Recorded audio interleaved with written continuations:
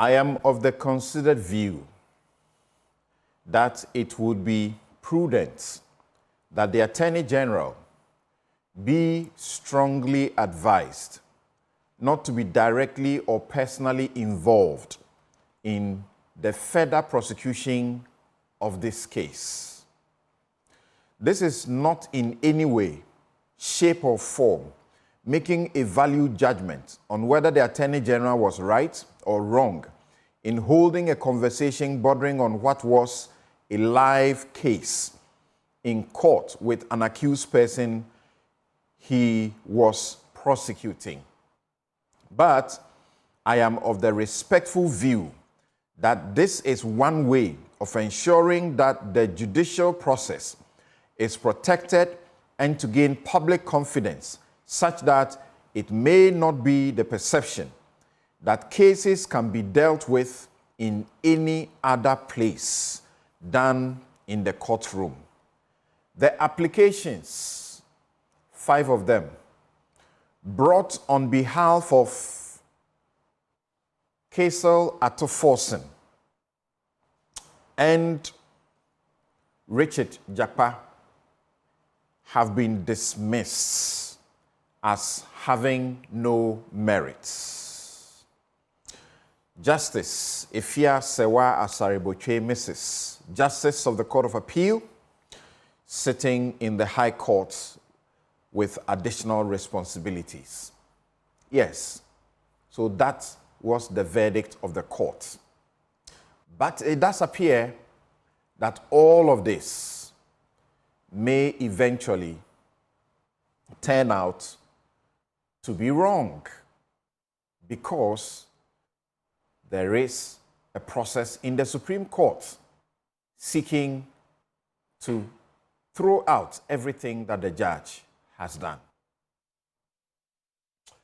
We will also be canvassing for you the NextGen Infraco 5G deal. The NextGen Infraco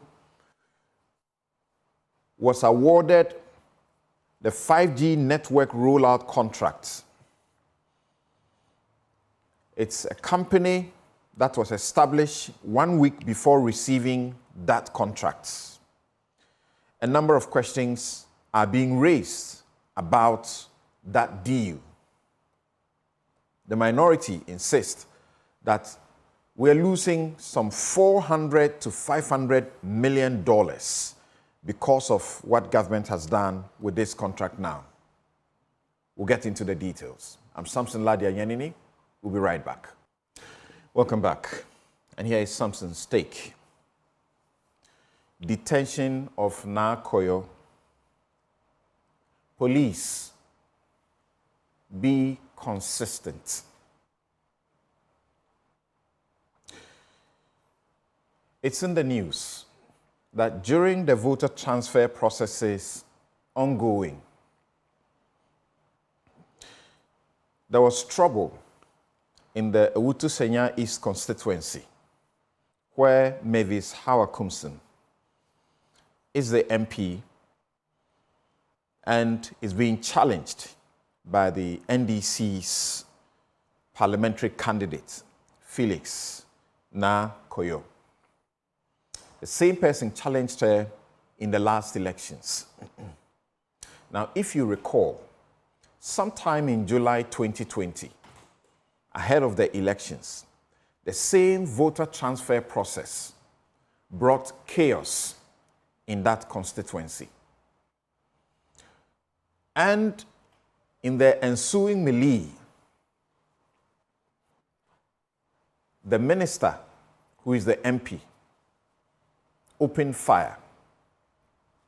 She shot, initially denied, but subsequently admitted that she opened fire at the registration center as a means of self-protection. She wanted to protect herself.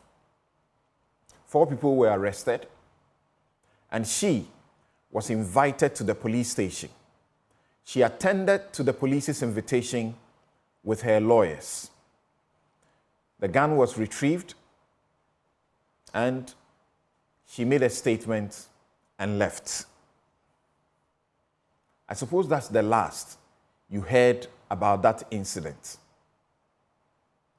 Same issue playing out now. Unfortunately, her son has been at the receiving end, because in this latest development, her son was stabbed and is battling for his life at the hospital. We pray that it doesn't harm him and have any future consequences on his health. Why the politicians, some politicians do this? Why there must be exchange of gunfire? Why there must be knives and dangerous weapons at registration centers? I cannot understand. So maybe the police must start conducting searches on people who appear at these registration centers. But that's not my issue for today. In this circumstance, the NDC parliamentary candidate, Felix Nakoyo, was arrested together with one other or two others. And a gun found on her, seized. Registered gun, registered in her name, seized. As we speak, she's in detention, she's in custody. The question is, what rules are the police playing by that when it happens to one other, they are not even arrested, but they are merely invited? But when it happens to another, in another regime, they must be detained, held in custody. People that you can clearly say can be granted police self-inquiry bail, and there will be no issue at all. So the police must answer why this is the situation.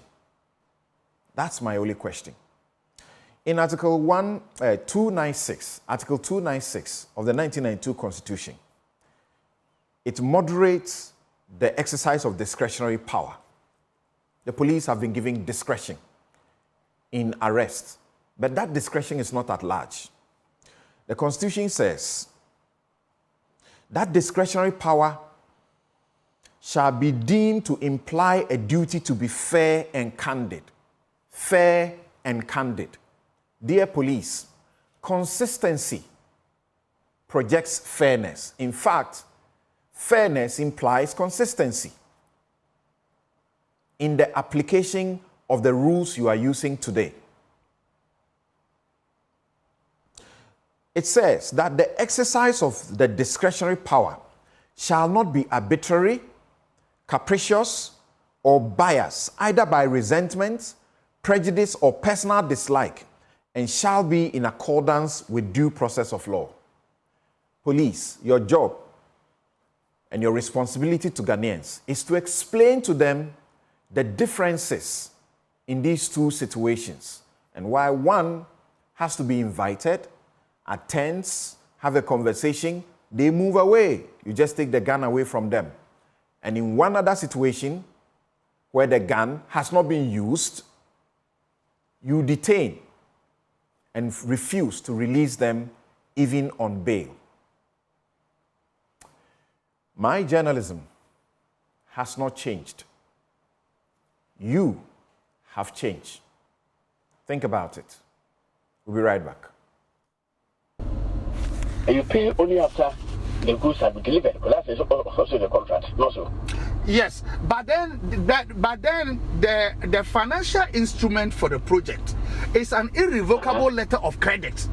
So good. So that credit letter has already been sent. Hold on, no problem. But in my view, that letter of credit area, the contract requires that you pay by letters of credit, not so. Yes, in addition, we should establish it upon the sign of the contract.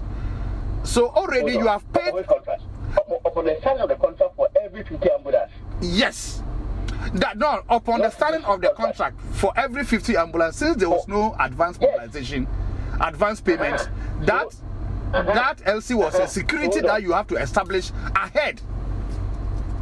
No problem. It's on the contract for every 50 ambulance. Is it the contract for the contract for every 50 ambulance? Pardon? Is it the contract for? I'm saying upon the sign of the contract for every 50 ambulance. Yes. Is it the contract for the every 50 ambulance? The contract is for 200 ambulances in tranches of 50, 50, 50. Good. Hold on. So that contract for 50 ambulance is different from this one? No.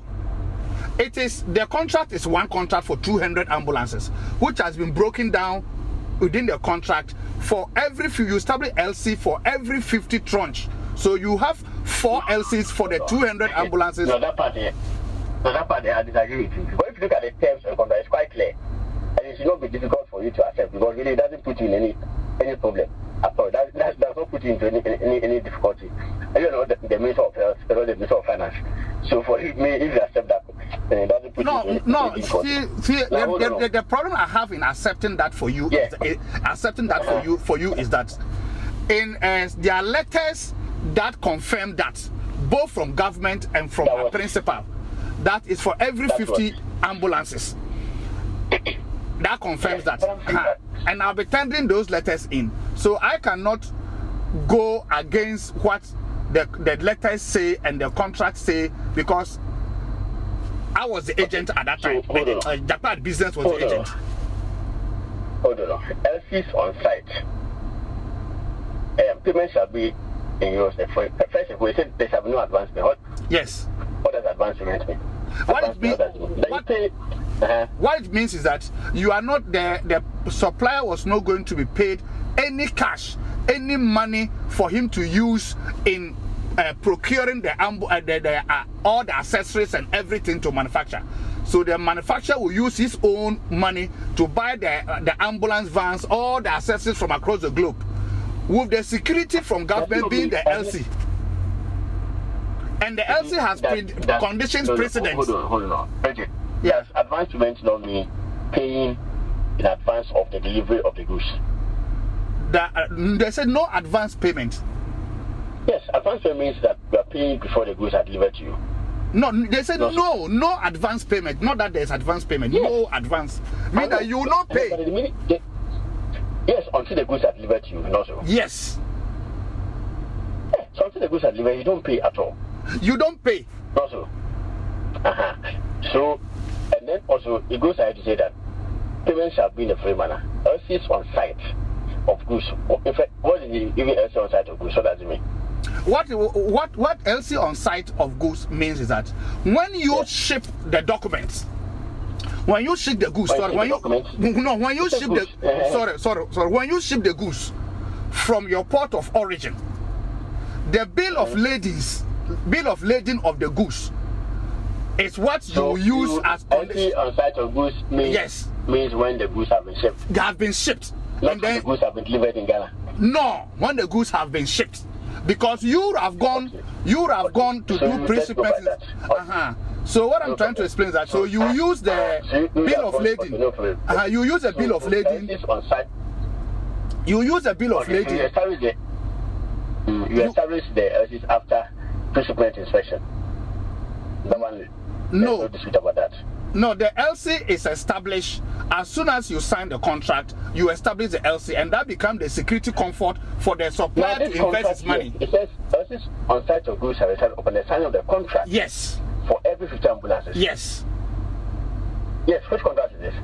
It's not a contract for every 50 ambulances. So in under this main contract, this was like the main contract. The main contract and LC for every 50 of the 200. You said so. So the contract is not saying that government should establish one LC, which is 15.8 million euros for the whole 200 at a go. No, government has a bulk contract of 15.8 million euros. Now this contract will become the ambulance will be coming in tranches of 50 ambulances. So you establish your LC for the 50. When that 50 have been delivered and everything sorted out and handed over, another LC is established for another subsequent 50 until you finish all the 200. That is what the contract says. So the LC that was established. Even then, hold on. I don't agree with your explanation. But even then, this your explanation. That's not what happened in this case. Okay, what happened? Yeah, that's not what happened. Yes, because the LC was established even before pre-shipment inspection. Yes. Also, yes. There was no pre-shipment inspection. So, so it means there was no basis for the LC to be established in the first place. No. That's really not your problem anyway. Right, that place, in that particular place, you are getting it wrong. If you may have patience for me to explain. No. You are getting it wrong there because when you establish LC, the LC had conditions precedent for it to be on it, and the condition precedent states that you can only cash the LC when you present shipping documents, which is bill of lading, to the Ghana International Bank of the buyer before the LC can be honored. So even though the LC was established upon the signing of the contract, was supposed to be established upon the signing of the contract, it cannot be cashed or honored. It becomes a form of security for the supplier to invest his own money. And when he ships the ambulances, he can then send a bill of lading to your bankers to then honor the LC, because that is a condition precedent. But in any case, in this case, even the LC was actually cashed. Everything that payment was actually made before the goods were shipped. No, the goods got to Ghana. No. Oh, yeah. He couldn't have the supplier. There is no way under the sun he could have cashed the LC before the shipping document, which were condition precedent, was presented to Ghana International Bank.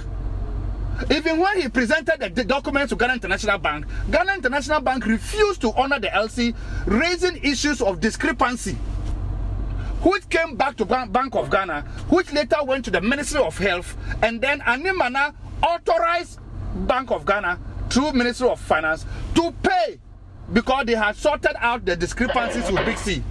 That time, around this time, the ambulances had already arrived in Ghana. You are not privy to this one, I'm telling you. In my view, if we agree to this theory, it's so simple, the theory of the case. Not agree to the way you want to go, the way you want to go about it. So let's agree. Let's describe it that way. Let's describe it that way. Do you want to go about it? Okay, if fine. Agree this way, for me, it makes it simple. Yes, it will make it. It doesn't also involve. It doesn't involve any difficulty for you.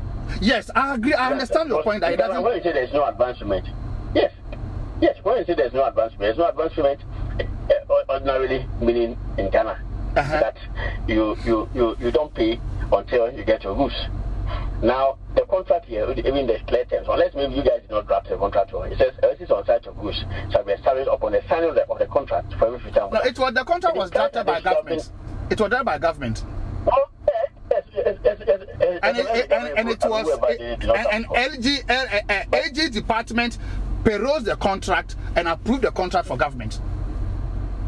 It is not a problem whether they approve it. Every contract is actually approved before later when they implement it. Then problems. You see, what the difficulty I have with your position is that, you see, frankly speaking, fine, as you are saying, if I agree to your position, how you want to go about it and how you want me to go about my answering questions and things, if I go by that way, frankly speaking, I'll be dishonest, because I know that is not how it's supposed to be, and I'll be dishonest in such a way that I'll be assisting for someone I know is completely innocent about this. For example, Atu Forsen to be jailed because I knew something was wrong, was not the way, and I decided to keep quiet and to answer the question in a way that will make your case better for you to jail him. I'll be battling with my conscience.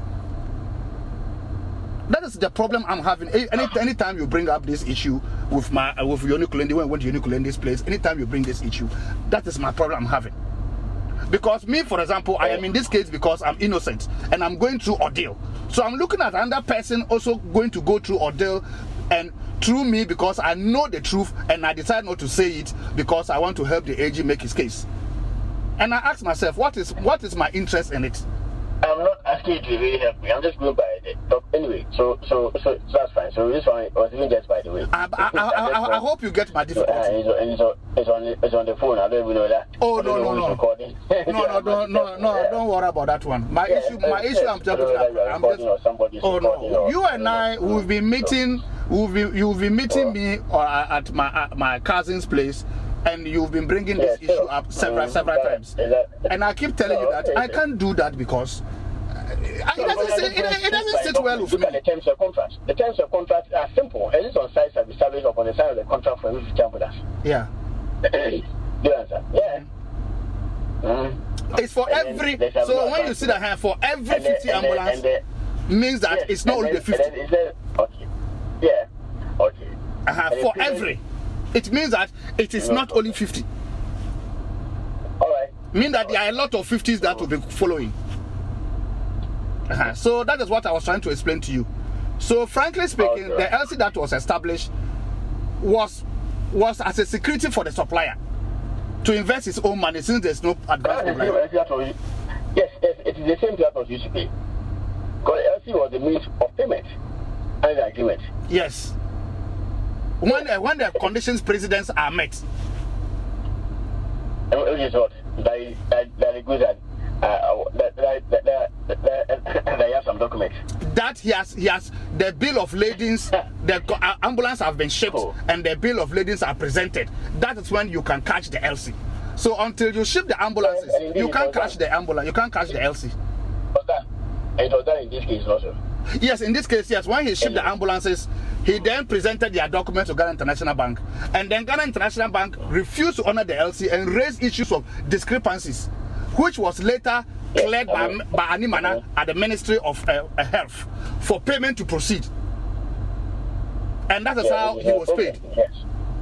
So, frankly speaking, if there's somebody who authorized this payment to go on, even though in Ghana International Bank raised issues of discrepancies, it's Animana. He was authorizing those payments. But you include when you had the Bank of Ghana officials and the Minister of officials and even Tepe say that no payment can go on except with Minister of Finance authorization. There's no way Minister of Health will authorize. In fact, Minister of Health actually even their letter they said no, they should go ahead and produce ambulances. After that letter that Sheraite wrote that they should suspend production and those things was contrary to the terms of the contract, and that letter went to the office, the AG's office, and the AG debunked that letter and wrote his legal opinion and told her that they should proceed. So AG, that letter had been destroyed by your department, by your ministry. So that letter is of no value. It is the AG's legal opinion that overrode that letter, and Minister of Finance had to implement the AG's opinion. Yeah, and by the AG's legal opinion, the terms of contract will honored. Yes. Or the terms of contract will breached. And because they were already breached, and the AG wanted them to honor it. So that Sheraite's letter that you want to rely on is of no value. They honor it. Honor the terms of contract. The ministry. Yeah, they still didn't honor some part of the contract.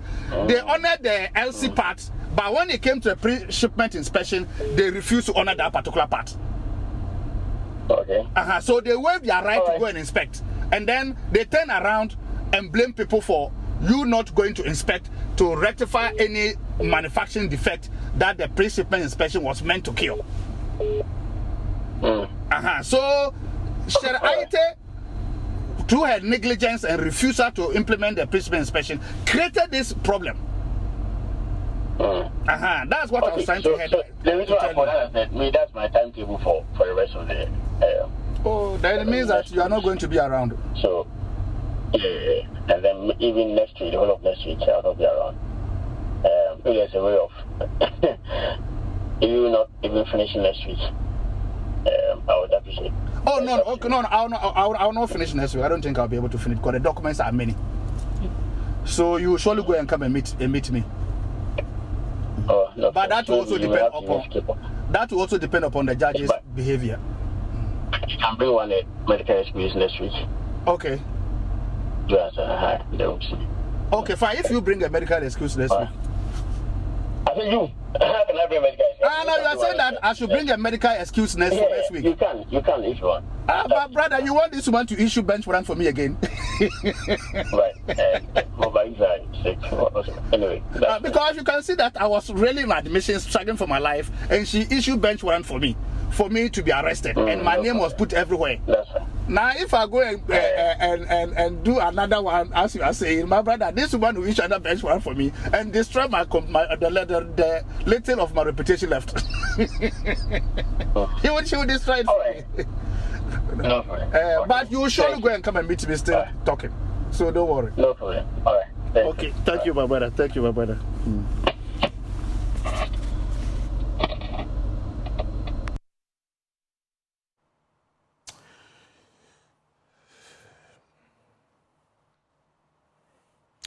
It was in the public interest to admit the audio and video recordings obtained in breach of such rights. I'm reading from the ruling of Justice Efia Sewa Asareboche, page 22.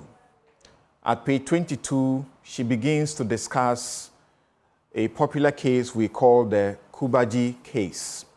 And that case enunciates Article 18.2 of the Constitution, which prohibits the invasion of the privacy of people, the communication of the privacy of people or their property.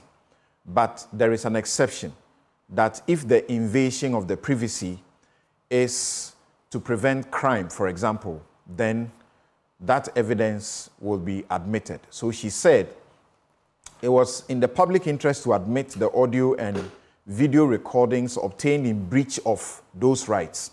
Accordingly, all objections relating to a breach of the rights of privacy of the accused persons, including recordings without warrants, were held to have no merit and overruled. This being a criminal proceeding and in the interest of reciprocity, because should the situation be reversed and the law enforcement seeking to have such evidence admitted, the application would likely be granted. The pen drive containing the recorded conversation is admitted. That's this conversation you just heard is what she's referring to. The pen drive containing the recorded conversation is admitted. In any case, it has not been denied in principle that that conversation actually took place. Let's begin this morning's discussion with Kweku Ansa Asare. He's former director, Ghana School of Law, and director, legal education. He's in private practice and also manages and trains lawyers. Gary Nimakomafo is Director, Legal Affairs, New Patriotic Party. He's here in the studio. And we'll have Same Jemfi, National Communications Officer of the NDC, also join us via Zoom. Mr. Ansasari, thank you so very much for your time this morning. After all your advocacy on radio and TV, insisting that the Attorney General had badly misconducted himself with some criminal implications, and that he should either resign or the president should dismiss him. This is the verdict of the court. 5 different prayers or applications, call them, seeking to impugn his integrity and have him removed or have the case terminated, have failed in the court of law. Okay, we just had a little problem with Mr. Ansasari's line. Let's try and get him back on the line so we can hear him briefly. We understand he has an important event to attend to. Yes, Mr. Ansasari, if you can hear me, my question to you. Loud and clear, my brother. Great. Did you hear my question then? Repeat it, please. Come again. After all your advocacy and your listening to the tape and coming to the conclusion that the Attorney General had misconducted himself, even including criminal implications, and you refer to a precedent where an Attorney General suffered in a like fashion, you said he should either resign or he should be dismissed. The court has determined this matter. What do you say? Thank you, and good morning. I don't think the court has determined the matter. There was an attempt to do a mini trial, that is a trial within the main trial. And that application says that the substantive case is still ongoing. But having said that, I think that we need to understand how the judicial process works. If a judge has jurisdiction, that is competent to try a case and come to a verdict, the judge can go right and can also go wrong. So if you have jurisdiction to do right, you also have the jurisdiction to do wrong. That is to give a positive or a negative verdict. Now, having listened to the tape this morning for a third time, I think that the Attorney General is not doing justice to the whole nation. Mind you, the Attorney General, under our Constitution, is the guardian and protector of the principle of justice. So he's the guardian and defender of the public interest. Now, here we are. If you listen to Richard Japa, he kept saying to the Attorney General, you and I, we've been discussing this matter at my cousin's house. You and I, we've been discussing this matter at my cousin's house. He doesn't tell us the number of times that the Attorney General, Godfrey Dame, and he, Richard Japa, met in Japa's cousin's house. By the number of times, that is one. Then in the course of the conversation, which was in a private conversation between the two of them, we hear Richard Japa say, ask the Attorney General, how you want me to do what you're bidding, how I should go about answering questions.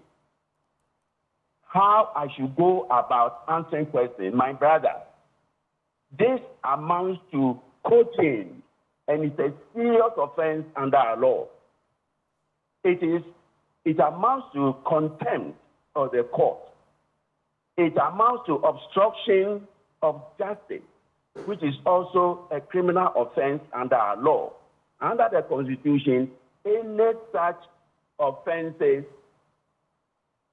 amounts to contempt of court, for which the Attorney General can be attached. I'm surprised that the defense has, up to now, not brought an application to attach the body or person of the Attorney General. Let him face the wrath of the law. What he has done is contempt of court, pure and simple, and he must be made to suffer for it. Then in the same conversation, Richard Japa reminds the Attorney General that I, Richard Japa, am innocent. And therefore, I wouldn't do anything that will incriminate an innocent person merely because you want incarceration for that person or because you want your prosecution to succeed. I won't do that. He kept reminding the Attorney General. Now, arrogantly, the Attorney General comes to tell us soon after the court ruling that all the public comments, the commentators have misled the general public. It is he, the Attorney General, who has misled the court. And if we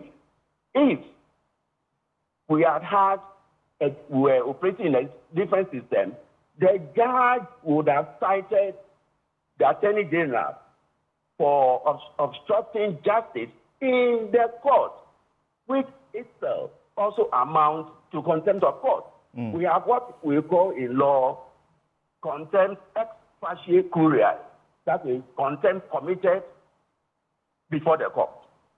So, the Attorney General has tampered with the witness, and in criminal jurisprudence, we also have what is known as witness tampering. Witness tampering is any conduct of the prosecutor or defense to influence or intimidate a witness to go one way or the other. Is the Attorney General seriously suggesting that what he did not or does not amount to witness tampering? Right. In my considered opinion, his conduct amounts to witness tampering, and that is also contempt of court. Mr. Ansari, because it is an extension of obstruction of justice.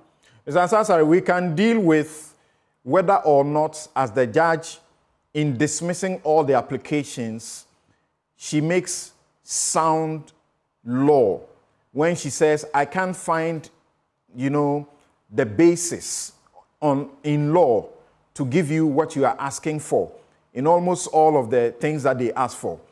We can deal with that, but the question here has to do with what you have listened to and what she has also listened. The judge has listened to the tape 10 times, and she says, after having listened to the conversation between Richard A3 and A1, the issue of whether the Attorney General actually told A3 to implicate A1 is not borne out by the evidence on exhibits CAF2. Those words were uttered by A3 at about 9 minutes to 10. In the same vein, the declaration that A3 was innocent and, quote, going through ordeal, end quote, but was being asked to help make the case of the AG better, was not made by the Attorney General, but was made by A3, Richard Jakpa, to which the Attorney General responded. Based on the exhibit CAF2, the Attorney General is heard speaking to the third accused person. He is prosecuting outside the court and discussing the evidence and even making suggestions as to what the accused should do to obtain an adjournment. That, to my mind, may negate the principles of right thought. That said, however, the third accused cannot by any stretch of imagination be seen to be the one to be procuring new evidence or cowed by the conversation, but the whole situation could be a source of discomfort and discomfiture. What she says, as the court finds here, is the fact on the tape, is it not? To hear somebody talk about you trying to get me to help you to do your case, we don't hear it from the Attorney General. We hear it from Richard Jakpa. Is that not so? Well, it was in response to a question. We were not there. But if the other conversationist says that repeatedly, I wouldn't want to do what you are bidding me to do. No, I wouldn't. I'm an innocent person. Now, if you ask me to do it and I implement it, the result will be this way or that way. Remember that all of us have different listening ears.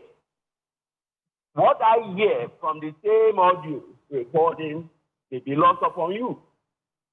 There are certain vital instances of essence there that may be lost on you or me, that a third or fourth or fifth person may find contained in the same document or audio.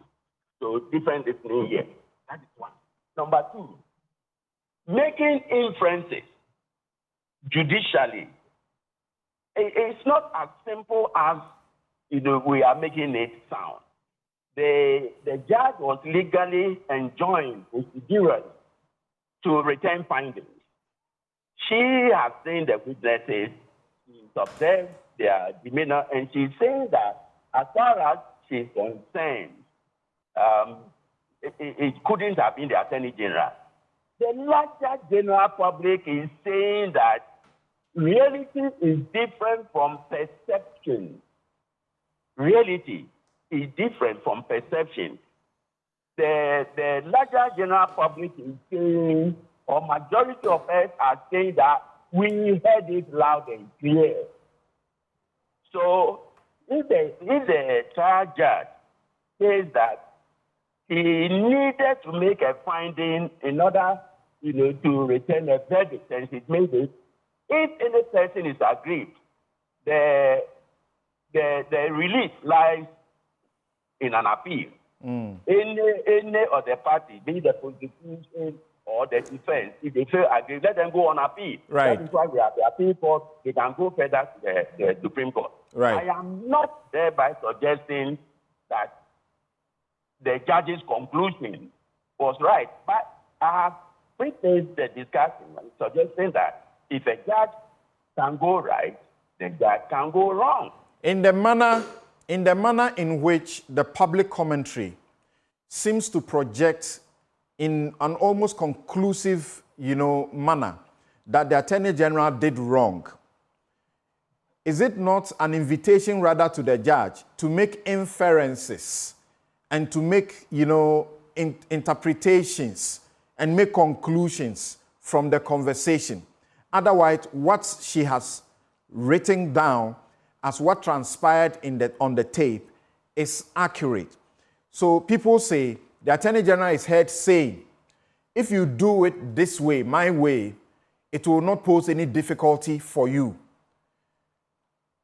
People want the judge to make inferences from that, make conclusions out of that, and so on. Earlier, the communication from the Attorney General's department through the spokesperson was that in the meetings that were spoken about, the Attorney General simply told the witness to speak the truth. So if I ask you question A, just tell me the truth. The expectation on the judge, is it fair that she should be making inferences rather than telling us exactly what has been heard on the tape?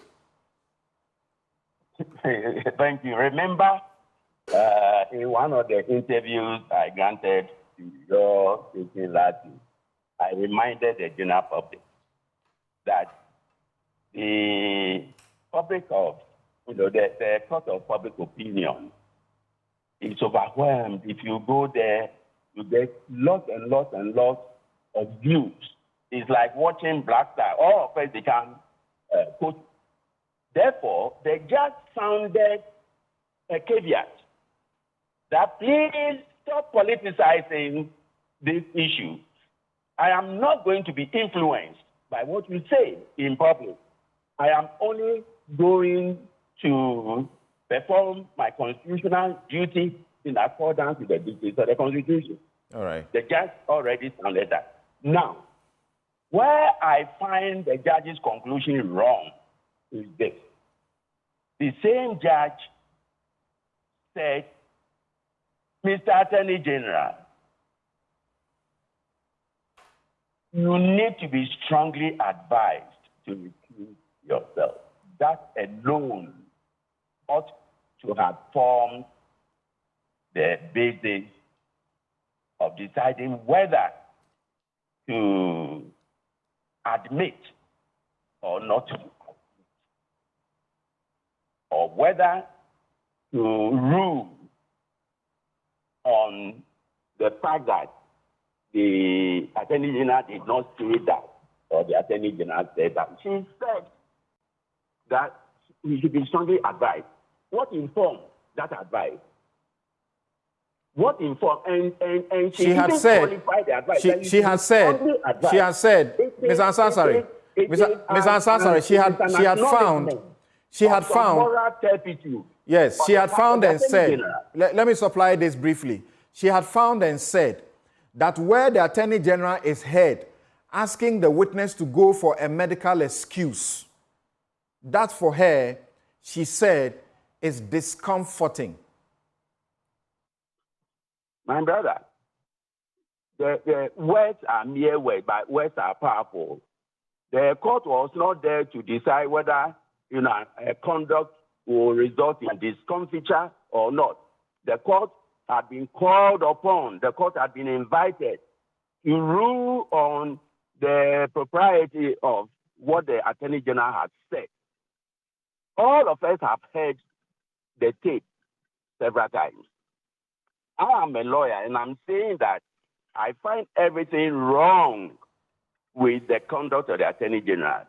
It is not every lawyer who is going to toe my line, and it is not every judge who is going to rule that this is, this can only amount to a discomfiture, and therefore, discomfitures, do no harm to the law, or discomfitures do not make bad cases. As far as I'm concerned. But her point is this. You are asking me ultimately to make an order that there has been a mistrial. And she says that in our body of laws, as far as the legislation or case law is concerned, there is no provision for the court to declare a mistrial on the basis of the alleged misconduct of a lawyer, either for the prosecution or the defense. And then she says, well, if you have issues, you can go to General Legal Counsel or somewhere else, but not here. Then she says that the Attorney General is talking to the witness in the manner he's heard talking to him outside of the court at a time when he is prosecuting him in the court. It's discomforting. So on the side of the law, I can't grant what you are saying, what you are asking me to grant. But in all, propriety, it appears that something hasn't been done right. Well, the offense of witness tampering or obstruction of justice can be committed before or during or even at a trial if it is intended to intimidate or influence the witness. It doesn't matter whether it was said in the courtroom or outside the courtroom, because outside the courtroom can be an extension of the courtroom. Here is an Attorney General leaving the courtroom, accepting an invitation to meet one of the accused persons in a private home. He shouldn't have done that. He did it. It is offense number one. Number two. It doesn't matter. It doesn't matter. It doesn't matter that in that meeting, as they report, he was only saying, tell the truth. But he lied. Who lied? He has lied.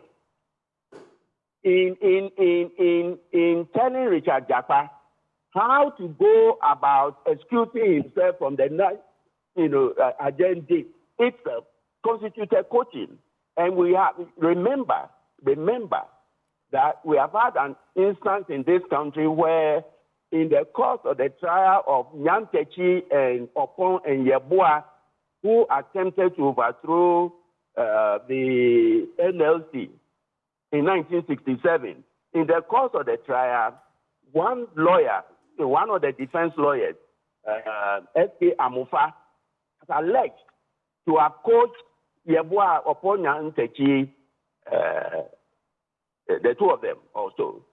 And he was convicted. We have several cases where lawyers have had to appear before the General Legal Counsel, where they have suffered the sanctions laid down by law. Now, the General Legal Counsel is mandated under Section 17 of the Legal Profession Act, 1960, Act 32, to discipline erring lawyers. The Attorney General is first and foremost a lawyer, and therefore is subject to the disciplinary measures or procedures of the General Legal Counsel. Now, the General Legal Counsel is constituted by persons of 4 Supreme Court judges, including the Chief Justice, and the next most powerful person is the Attorney General. So the reference or referral to the General Legal Counsel is cold comfort. The General Legal Counsel, will be a toothless bulldog in this matter because the Attorney General is a stalwart in the composition of the council. I will not advise or suggest to the Defense Counsel to go there. All right. Unless the Attorney General is suspended or made to step aside. Nor the Judicial Council, because, again, the Chief Justice is the chairperson of the Judicial Council, and the next most powerful person is the Attorney General. So this creates a legal quagmire. We find ourselves in a conundrum, and the Attorney General, both the Attorney General and the court, will now, find themselves in some legal tricks, like Amatedu's proverbial dilemma of a ghost. Shall I go to Cape Coast or Elmina? Should the defense go to the General Legal Counsel or lodge a complaint about the ruling to the Judicial Council or the Chief Justice? In neither of these instances will any good verdict. All right. Okay, so we will not. You so clearly. I maintain my stance that the Attorney General must resign honorably or be fired. Now the judges advise that he should, to him, the Attorney General, that he should strongly advise himself. It is the President who has, to call the last shot, and he will not do it. And the whole nation is, sitting on tenterhooks. Now we have very able seniors in this country, senior lawyers in this country, who have not spoken publicly.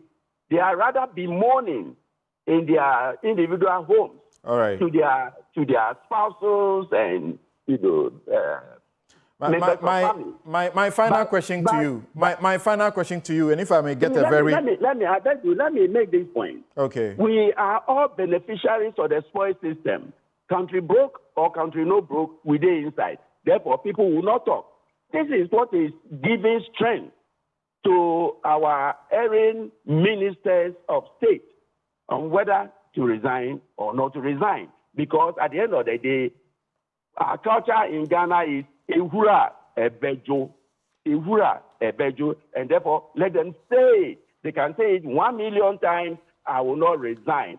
Okay. More right. No more. So here's my final here's my final question to you, and I'd like you to be very brief with that for us. Thank you for your time.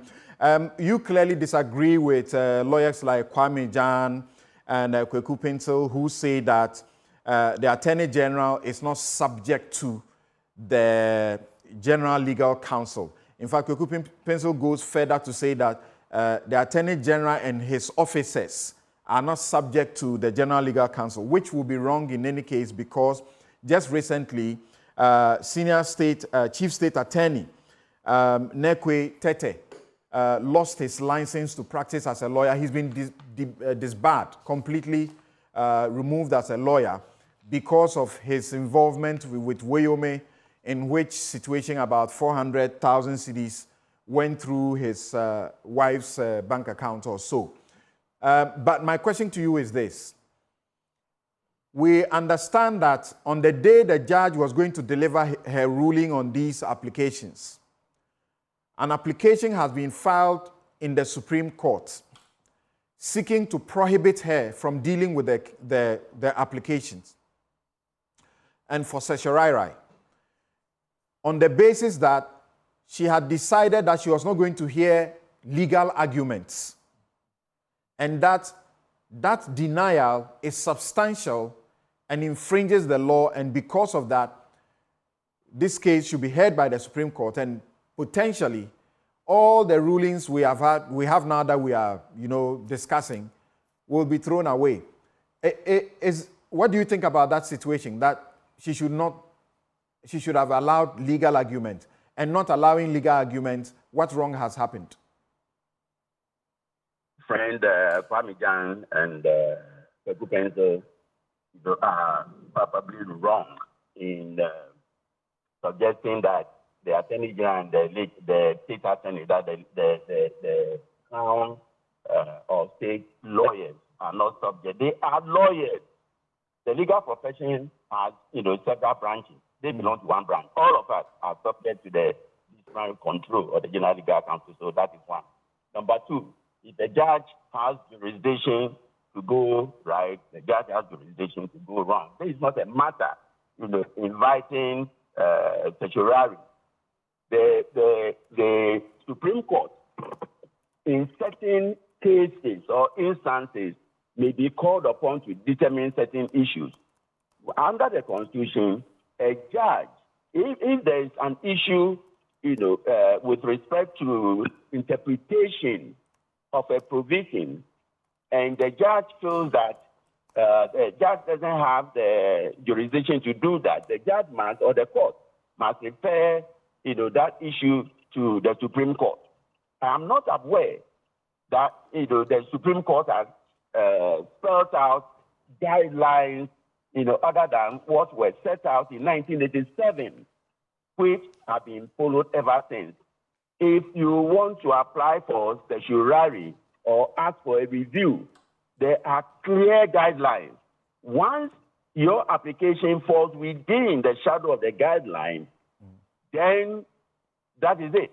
My question is there anything wrong for a judge to say, you have filed your application, the date to move the application is this date. You don't have to move it. I'll give you my ruling. Is there anything wrong with that? There's nothing wrong. The judge is the master and controller of the court, and the judge can invite arguments orally, that is viva or viva, okay, or documentary. What she did was right. Okay. In my opinion. Thank you very much. Thank you very much, Mr. Ansansari. All right.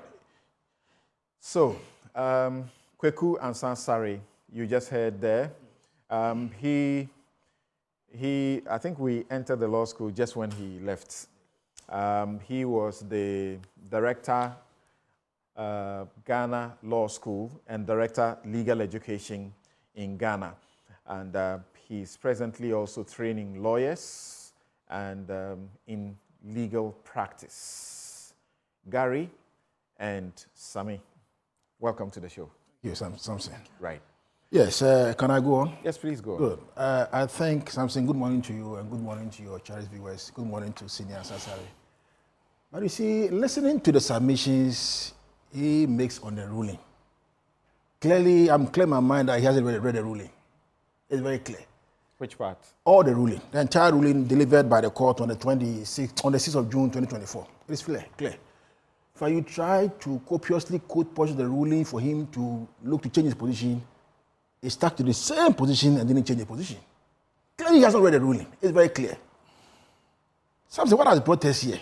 Now, let me take my time and in sober reflection, deal with this particular matter. We are here because somewhere in 2014, 2016, a charge was said to have been filed against Mr. Atuforsen and two others. Now, one is been discharged, so he's no longer. That they've caused financial loss to the state. That's 2021, December. 2020 and the trial 2021, right? No, 2024, 2026. That is when the facts. No.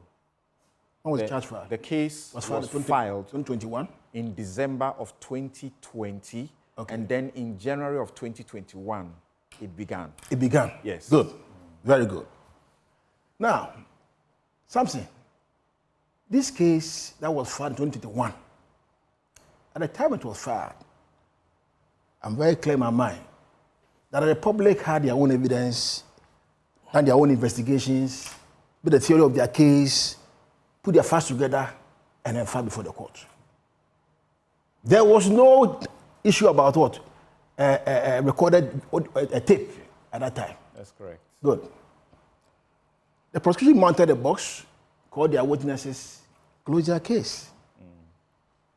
A1. Okay, so it is this way. Filed December 2021, and in January 2022, the process began. Yes. Right. But then it is clear that the issues complained of started between 2014 and 2016. These are the facts, isn't it? That's right. Good. Now, Samson, At the time when the prosecution entered the dock, mounted the dock, led evidence in the case and everything, closed their case, the issue of so-called doctored tape had not arisen.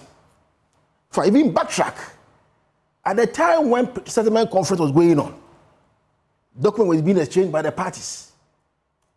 The so-called tape had not arisen. The case closed. Submission of no case was filed by A1 and A3. Japa and Japa. And this is very, very, very instrumental. The court said, no, it's a case for you to answer. Now, let me go to that point. You see, it is very, very, very instructive. Very, very instructive. I've read the entire ruling on the submission of no case. No, yes. It's very instructive in terms of the findings made by the court that a case has been made for them to open their defense. Right. Samson, let me refer you to page. They are only supposed to punch a small doubt exactly in the Republic's case, and the Republic will lose. Exactly. Now let me go here. The judge said, and I'm referring to page 4 of the ruling that we are dealing with. He said, submission of no case dated 30th March 2023. This court concluded that a prima facie case has already been made to merit all the three accusations then to open their defense. Now listen, Samson. That the matter was settled. That the ambulances in the state in which they were delivered could not serve any useful purpose. But the assertion was made by the cross-examination and the evidence put forward, particularly A3, that there were moves to fix the defects, thereby proving the case that there was no loss occasion to the state. It means that at this stage, there is a case which has been made that the loss is occasion. But as to whether the loss is willful, and who caused the willful act, that is yet to be determined. And I'm happy you read this portion. Good. You know why? Because I'd heard commentaries, including respectfully from Sami Jamfi, right after this decision, throwing out the applications. That suggested that the judge had done something in predetermining the matter. No. By suggesting that the state had established that the vehicles that were delivered were without useful purpose. But if you read the decision, she actually highlights this. She says the matter was settled that the ambulances, then she begins to highlight, in the state that they were delivered, that's highlight, in the state that they were delivered, could not serve any useful purpose. She did not say emphatic that the matter has been settled, that the ambulances could not serve any useful purpose in the state that they were delivered. Good. Yes, go on. Now you see something. At this stage, then A1 mounts the box. Leaves evidence in chief, is cross-examined, call witnesses, 3 of them, and closes his case. Attoforcing. Now, Attoforcing is here. He said, further, there was the issue of what authority the first accused person exercised what he asked for the LC to be issued. It is a case of the prosecution that the LCs were issued without due cause and authorization. The prosecution is stating that A1 had no authority, had no authority. He stated, among others, that the agreement that culminated in the delivery of the defective ambulances, which cannot be used in the condition that it is. Now, A1 also called the Minister for Finance, who came to testify for him, and closed his case. All these stages, there's nothing called recorded tape. You see something, and this is very instructive. Prosecutors go to court, do their investigation, build a theory of their case, take the evidence with them, put it before the judge. Just accept that there's a case for you to answer. You also come and mount your defense. A1 closes and is off the dock. A3 now comes because A2 has been discharged. Then at this stage, you start your evidence in chief. You put your witness statement in there. And then you are now being cross-examined by counsel for A1. A1 and A3 are on the same path. And even the direction by the judge that A1, lawyer for A1 cross-examine A3, is a settlement of appeal, which they find a stay. Because they believe the Attorney General should do their work before they come in. But they are on the same path. A1 and A3 are on the same path. Their interests are coterminous. All right? So actually, for those of you who have not followed, one of the applications seeking to hold the hand of the judge not to do anything is in respect of this particular one that is pending in the court. Because they are saying that you have done something that we disagree with you. You said, you said Ato Forson's lawyers should cross-examine Richard Japa before the Attorney General.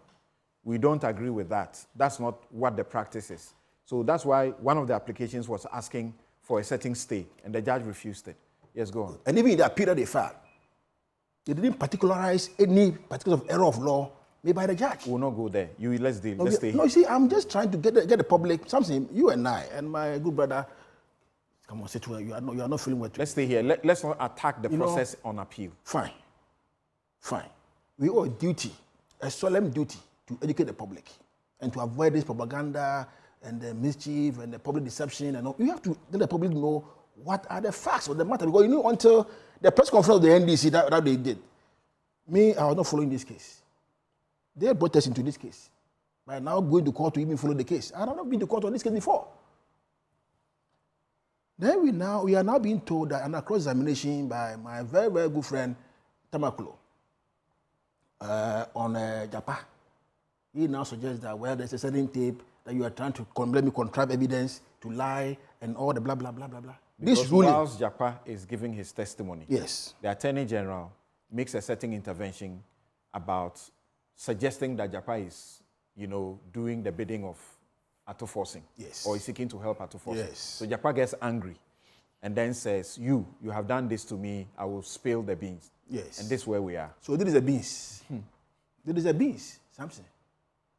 Having listened to this tape with sober ears, you will see clearly that all the statements that were being said by Japa did not emanate from the Attorney General saying, say this, say that, say this. It is very clear. Why was he not protesting them? Who was protesting? The Attorney General. When you and I are having a conversation, yes, and I'm saying, we have met here, you have been doing this. I'm saying I can't do this. Why was he not protesting? You see, you will see from the tape clearly there was a disagreement about LC. That's correct. The age's understanding of what the LC and its import meant was different from what the Japa was saying. And then we were disagreeing. All of a sudden, because Japa knew that he was recording. He knew he was recording what he was. He started sense, but He started now suggesting things, saying things, and even dropping names. He started dropping names. My question is, why did the AG not object to that kind of thing? Let me tell you something. You have said this, you have done this, you have been seeking to get me to do this. My conference with the AG, subsequent to the leakage of this particular tape, he tells me, look, Gary, there is not a full tape. Because the discussion even started with the issue of me going for international arbitration and me seeking to get an adjournment because I was prepared for international arbitration. And the gentleman also having earlier on not being able to attend court, but then the bench was issued against him. And then being afraid that now if he doesn't go to court, then he may get another bench warrant. So I said, if that is so, then you have to seek for medical report. And all that portion of the discussion have been taken away. He said, now, what report? He said, hold on. Something, hold on. Go ahead. Hold on. What communication? Something I've known you for over 20 years. We talk. We talk on the phone. Yeah. We meet, we speak. Which communication will you call me? You will not even greet me. No salutation, nothing. And all you see is that in the middle of the stream, I'm talking, or you are talking. Which communication doesn't start like that? I think that we have to approach this particular matter, and we are now, it's as if oh, because of an existence of a certain tape, one-sided tape which has come up, the issue before the court should be thrown away. That, oh, because now somebody is saying that the tape exists, there is no issue about financial loss to the state, whether willful or not willful, whether the state has lost money or not lost money, everything should be thrown away. And then we should now rely on existence of a certain tape recorded by one person to throw away the entire case, say there's a mistrial. You know, if our jurisprudence accommodates mistrial, it doesn't mean that there will not be a trial of the case itself. Mistrial will mean that there will be a pause, and then you have to go and reassemble your facts and come back. But because of a setting development, including misconduct, it has led to, you know, the case having to be stopped. You will need to assess the entire case and see whether there has been a miscarriage of justice, whether there has been some contrivance or some evidence. You have to make a full assessment of the entire thing to say that, look, some injustice has occasioned the person, and therefore, it's a mistrial. Okay. In this particular case, Samson, let's be honest with ourselves.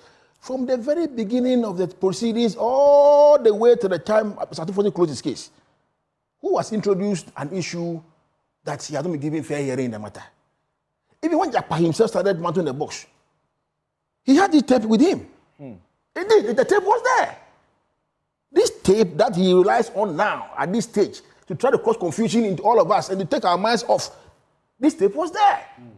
This tape, according to them, was recorded some few days or so when he had mounted the box. The day he was going to mount the box. So if he found the tape relevant, the tape was relevant to disproving this case or show some confusion in the Attorney General's case or whatever it is, why did he not at that time file for leave to amend the witness statement that, look, I think that this particular information is relevant to me, showing that my innocence. This particular tape, Samson, it's a red herring. The tape has nothing to do with whether the financial loss was caused or was not caused. And I'm surprised that this tape is now taking all of us our focus from the real issues in contention, which is whether or not somebody's act or omission has occasioned the Republic we all don't or willfully. We all don't share the same view. You heard Ansari. Oh yes, that is you why. heard That is. Oh, I heard him. That is why I'm resign saying. or be sacked. See, Misconduct. that is why I'm saying that. Something. Listen. You see, we are confusing the matters. The issue about whether the Attorney General will resign or will be sacked, one lies with appointing authority. Their political decisions. The political decision. Or he himself sitting down to say, well, maybe I want to resign. Okay? The issue of whether there is even a breach of our ethics rules is not the courtroom. It's not the courtroom. That is why the judge says, I'm not to deal with this particular matter here in the courtroom. Right. There is no rule of law or practice. Okay. That is dealt with in the courtroom. Right. There's an issue that is being raised about the judge not allowing the lawyers to move their motion and to argue. Samson, I was in court. You know, I told you that I had not been following this case, but I was there. I was just next door. I was in the other court. I was also busy. Courtesy the NDC press conference. It made me now go to court to be listening to this particular matter. You know, just to leave everything I'm doing to just go and sit down and listen. Right. I was in court. Sammy was in court. He was sitting about 2 blocks from me. You know, the motion was moved. You see, I took back the certain decision at the Supreme Court. And experts say 16 alloys. Republic versus Court of Appeal, right? Yes, it's in alloys. What did they say? Once a motion has been filed and all the parties have filed and responded to the application, and the date for hearing is due, the return date is due, a judge is not obliged to admit viva voce arguments in court. You know, the judge can rely on submission filed before the judge and determine the propriety of the application. Now, this particular one, my lord, the judge said, Mr. Tadoshori had raised a legal objection. And then we hear a legal objection because it was on a point of law. And he spoke. I was sitting there. Someone was sitting there. He spoke. Attorney General responded to the legal objection. So when they say they did the legal objection, they didn't allow them to speak, I don't understand. What I remember they saying is that they are first on person at the Supreme Court. Yeah, but the legal objection is separate from moving the motion. That's what I'm saying. But no, why the motion has not been moved? Your point is that there's law that says that's immaterial. The judge said, I'm not going to admit oral bifavoque arguments in court. Good. But the law is settled that once the due date, the return date is due, and even if you are not in court, the lawyers are not in court, the judge is not obliged to invite you to come, and the judge can look at the paperwork and determine the ruling. Do you realize that sometimes we misapply that authority? Why? Because the ratio is not actually that. Why do we give a date for hearing? When you file an application, why don't we say, because you have filed it, come for ruling? Why do we give a date for hearing? Oh, Samson, we all know that by practice and procedure, you file an application, the return is fixed for you, depending on number, because you must give the other side notice of the application. Good. I mean 3, 4, 5 clear days, depending on what you are going to do. Right. And the nature application that you have filed before the court, the other side responds to the application. It's on record. You go there. The judge sometimes can look. I've been in court severally. Some judges will say, Nimakon, you will not speak here today because you are going to give a lengthy submission. So you will not talk. We have all. You will not talk. We're familiar with it. Yes. But I'm so saying you will not talk. And then they say they are going to rule based on the papers. And I sit down. You and I have used ex parte Istinga law to make this point on Newsfile once, that yes, a judge has the right to go ahead and do this. Good. But maybe you want to go and read it again, and you find that the ratio is different. That in that case, the one who brought the application was actually not there. And then the one who had to argue the other side went ahead and did their business. And then later he goes to, the appeal, complaining that I was not heard. And the Supreme Court said that the court has no obligation. It's not obligation. That is in the letter. Right. Obligation. Is there a practice direction to the effect that when you have complicated applications, the court should adjourn for at least 2 weeks for written submissions? Samson. It's a practice direction we know that it's followed, right? Samson. This case, do you think they should have been heard? Samson, you see, let's take it this way. You and I are not the ones to give the judgment or the ruling on a matter. The ruling is now. No. So the judge is official. That's why we can discuss the ruling. Wait a minute. You see, what you have filed your process in court, and the judge says, I need the 1 hour to write my ruling, a reasoning ruling. The judge's duty is to write a reasoning ruling, decision. Right. Not that some of them will write anything, but just write a reasoning decision on why he's going A or why he's going B. And the judge says, I need 2 days to do it. And he indeed comes back with a very copious decision, solid one. Okay. What else again is there to discuss? And in this decision, there's a 33-page decision. It is very clear. 33-page decision for the application by Richard Japa, and there's a 14-page decision also for Kesela to 14. Let me go to and this decision lastly has really exposed the propaganda, the lies that the AG had sought to contrive evidence or had made their part to say certain things. Indeed, on the tape, it is very clear that if you listen to the tape with open eyes, with not the jaundiced ears, you realize that it's Japa who was saying what he was saying, knowing because he was recording the communication. Okay, Sami, so here... Sami, you agree with me, isn't it? First, the substance of the decision. All 5 prayers gone. Mistrial is not known to our jurisprudence. And if you hit the check, you find that you won't find mistrial. And she leads you to where that may be possible in jury trials. And he says, this is not a jury trial. So it's not something that is familiar in summary trials. This is a summary trial, okay? Right.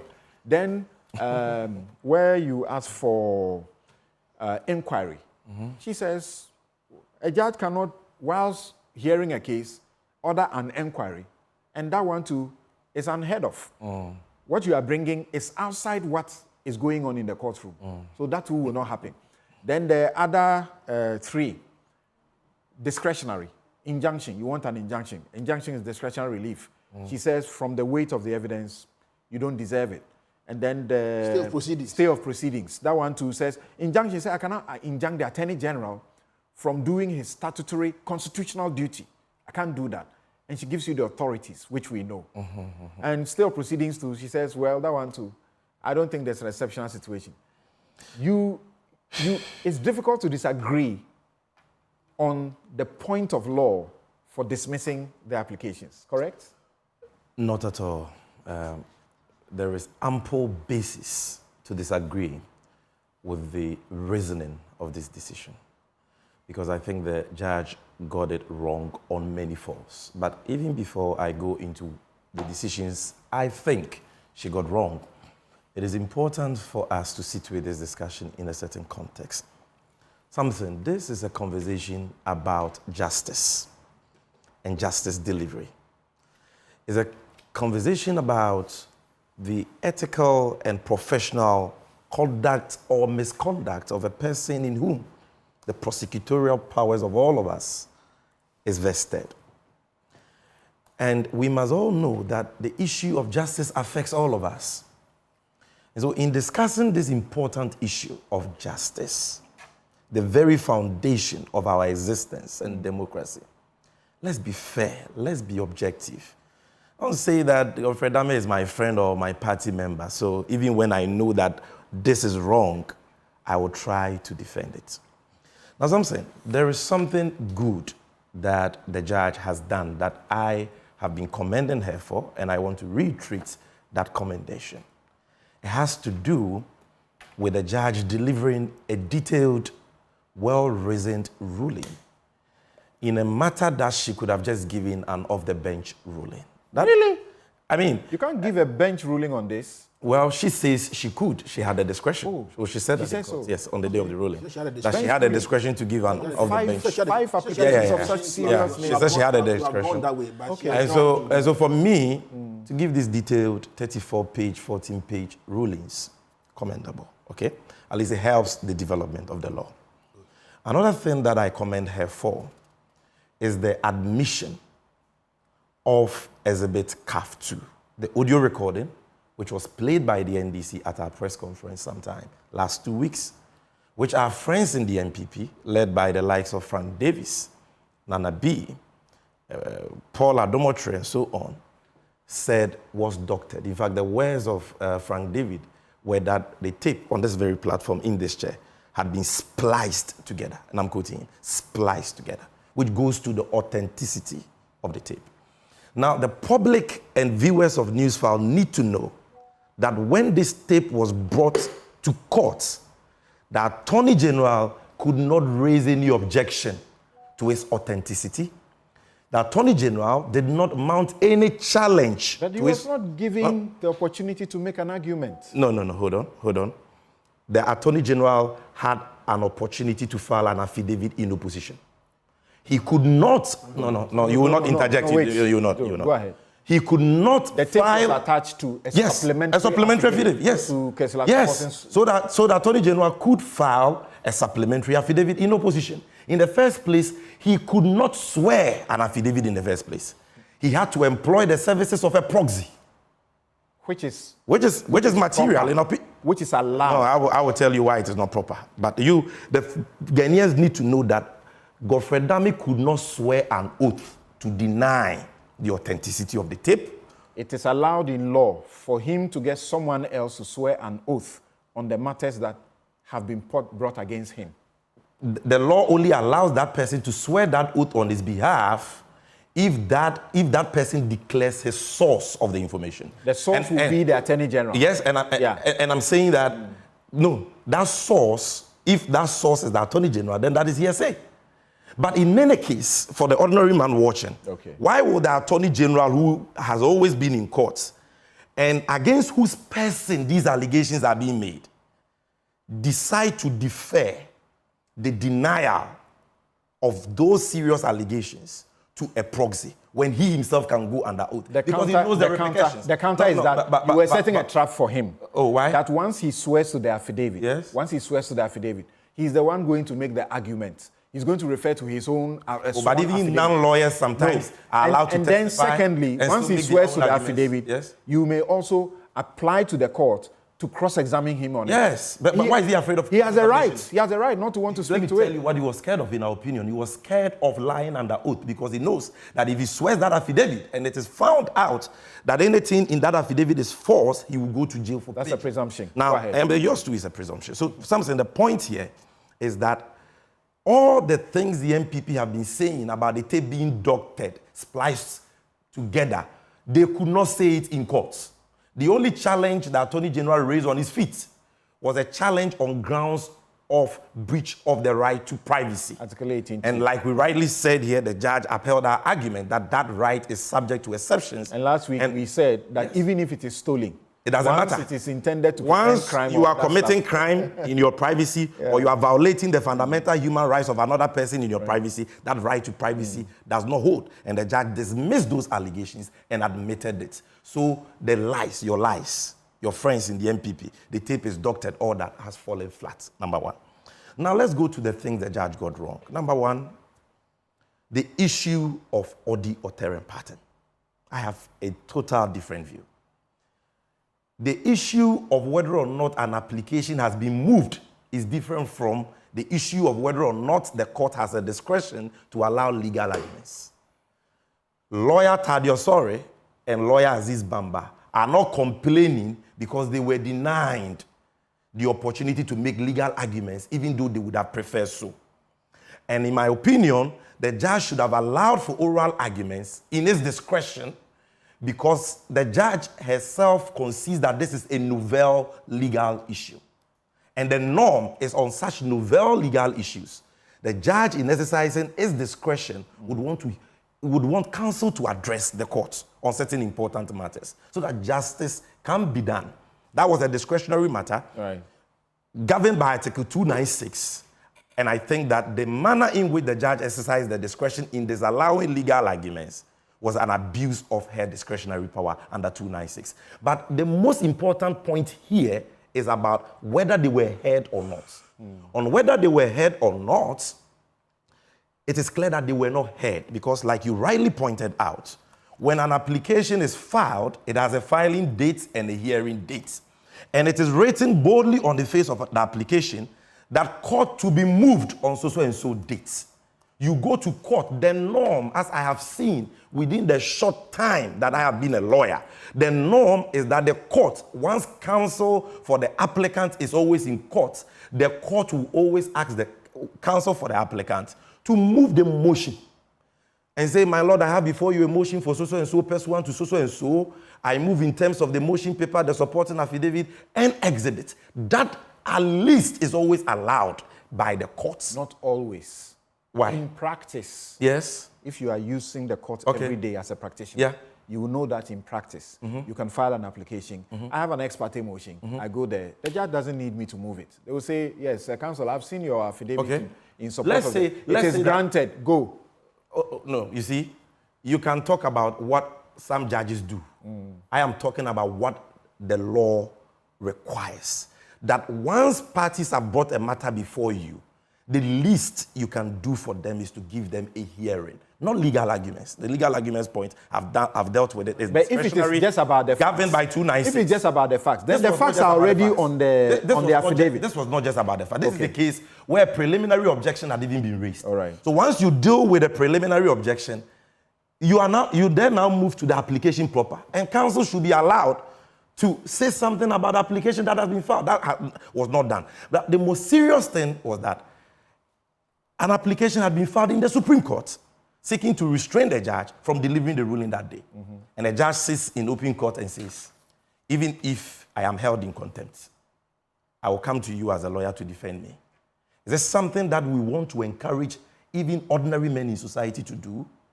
That today we have a president of our country saying that because the matter is pending in the Supreme Court, I will not exercise my constitutional powers, right?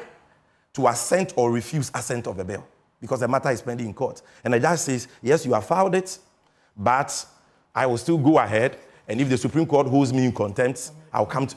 Please, I thought that so basically they left much to be desired. So that basically they were seeking to arrest the ruling so that she doesn't deliver. Exactly. Okay. Number two, yeah. the judge was terribly wrong when she said that there is no statute that confers on her jurisdiction to give orders for inquiries, mistrial, and so on. Because Article 140 of the 1992 Constitution is clear. Criminal law. Yes. Criminal law. The High Court. Criminal law. Yes. Criminal law derives from the law itself. Yes. The judge's jurisdiction must be statute-based. Yes, I'm coming. So let me read to you. Should we debate this? Yes, and I'm trying to tell you that there is statutes. No, you are reading article... Hold on. You are reading the Constitution on general jurisdiction for the court to exercise. Hold on. Yeah.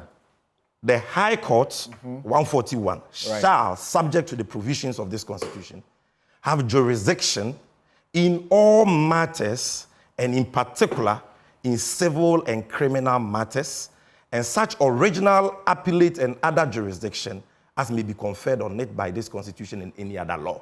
So the Constitution grants the High Court jurisdiction in all matters, civil and criminal, subject to the provisions of the Constitution. Fortified by statute. It said there, right there, fortified by statute. No, where is the statute? There is no statute that delimits the There is no statute or any known law that says that a court, number one, cannot exercise general jurisdiction in criminal matters or inherent jurisdiction in criminal matters. So you allow me to make my argument. I'm saying that 141 doesn't talk about any statutory jurisdiction.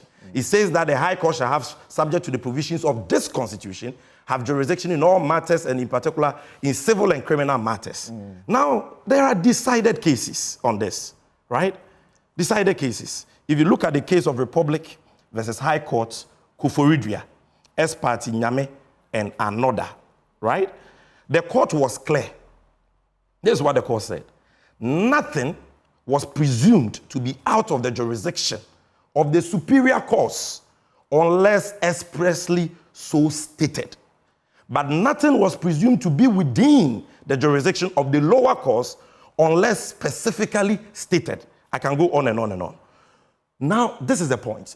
Once the Supreme Law of the land has given you general jurisdiction in all matters, criminal and civil, our contention is that unless, based on this decision, a law expressly takes away or outs that jurisdiction, you cannot say you don't have jurisdiction. She points to the provisions of the criminal and other offenses. Which doesn't apply to the case, Section 8. Which doesn't apply. Which pertain to jury trials. And she says, no, mistrial in any case happens in jury trial. It's not true. This is not a jury trial. Let me even show you why it is not true. Say you disagree. I disagree.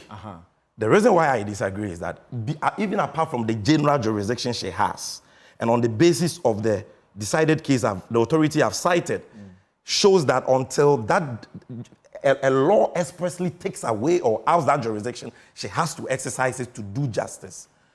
There is such a thing as the common law, which is part of the laws of Ghana. Article 11(1)(e). And common law must not be mounted for criminal... No, there is no law. What the law she cited says is that you cannot prosecute and convict a person under the common law. We are not asking for Godfrey Dami to be prosecuted.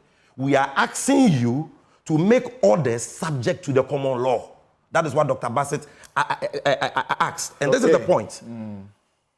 It is very clear, and I can cite another case to you, okay, that every court, especially superior courts, let me put it that way, has inherent jurisdiction to provide for matters not even provided for in statutes. And if you look at the common law, courts trying criminal matters have inherent jurisdiction to prevent the abuse of their processes, the processes of the court, and to ensure fairness in the legal proceedings. Something you understand.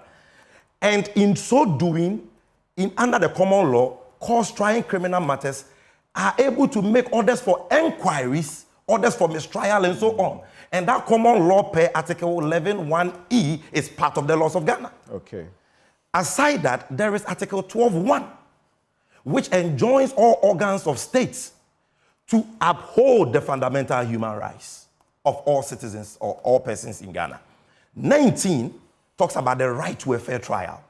Article 142 gives the High Court jurisdiction to enforce fundamental human rights.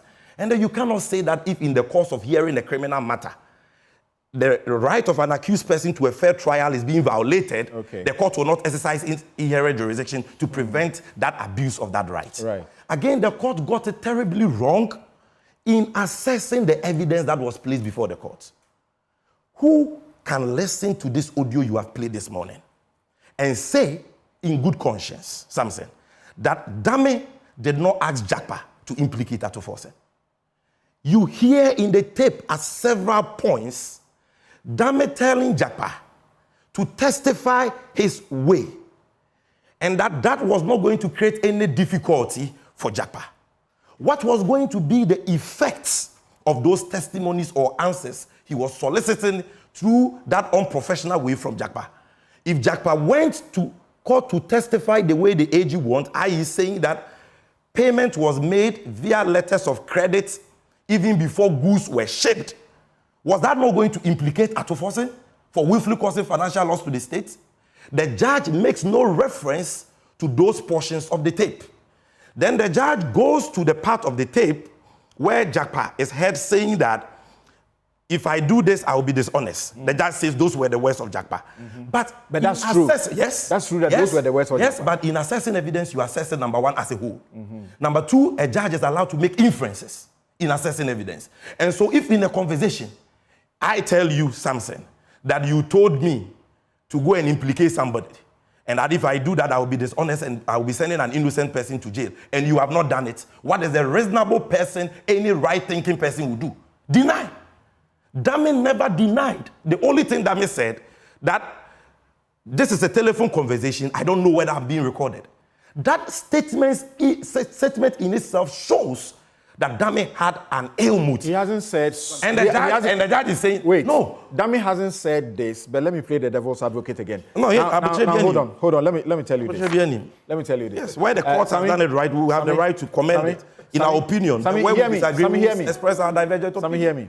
And last Yes. week we went through this, and many people came at me that I'm heckling you. I'm getting the best out of you. No problem. Now watch this. Just that you must give me the time to. And for you who think this way, I have no any such intentions. Yeah. Now, Dame has not said this. Yes. But imagine when they say the tape has been pieced together. Yeah.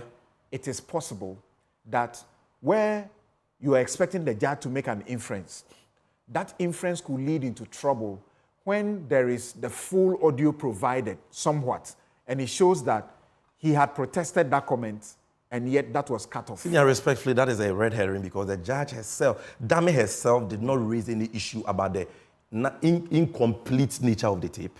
And the judge never made any reference to any incomplete tape. You understand? So that was not even one of the things she considered.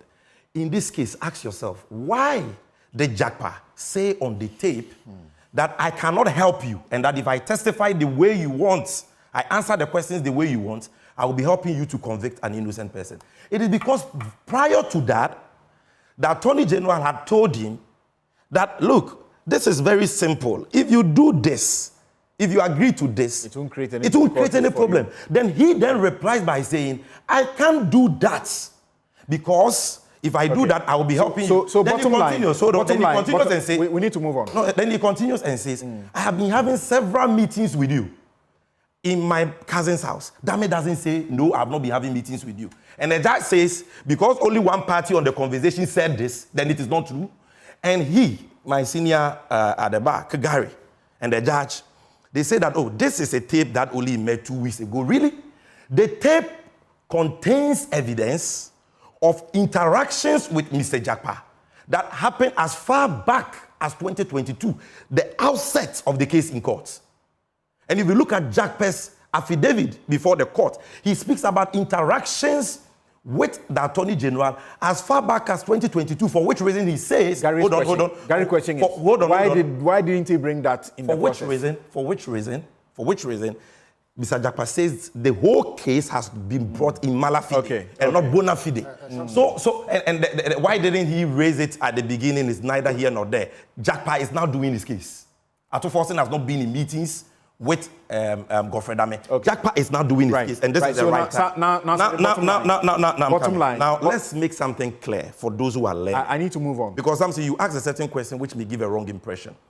Godfrey Dame has not been acquitted of any charge of misconduct. Godfrey Dame has not been charged with any charge of misconduct. Yes, and he has not been acquitted. What the judge said at page 8 was simply to play Pontius Pilate. That my forum is not the right forum to pursue issues of professional misconduct against the Attorney General. That you agree, and that there may be another forum. That you agree, don't you? I disagree because the court is also a forum. The two are not mutually exclusive. A forum for punishment for misconduct. Every superior court has an inherent jurisdiction to ensure that, number one, its processes are not being abused. Even in the Supreme Court. Yes. When Nekwe Tete's matter came up, yes, the court had to make a referral that to the General Legal Counsel. I'm talking about a prosecutor. They didn't punish. Look, you are saying that if a prosecutor, in the cases, the Canadian cases and the Senate cases the judge cited, what was the substance of the case? What was the issue?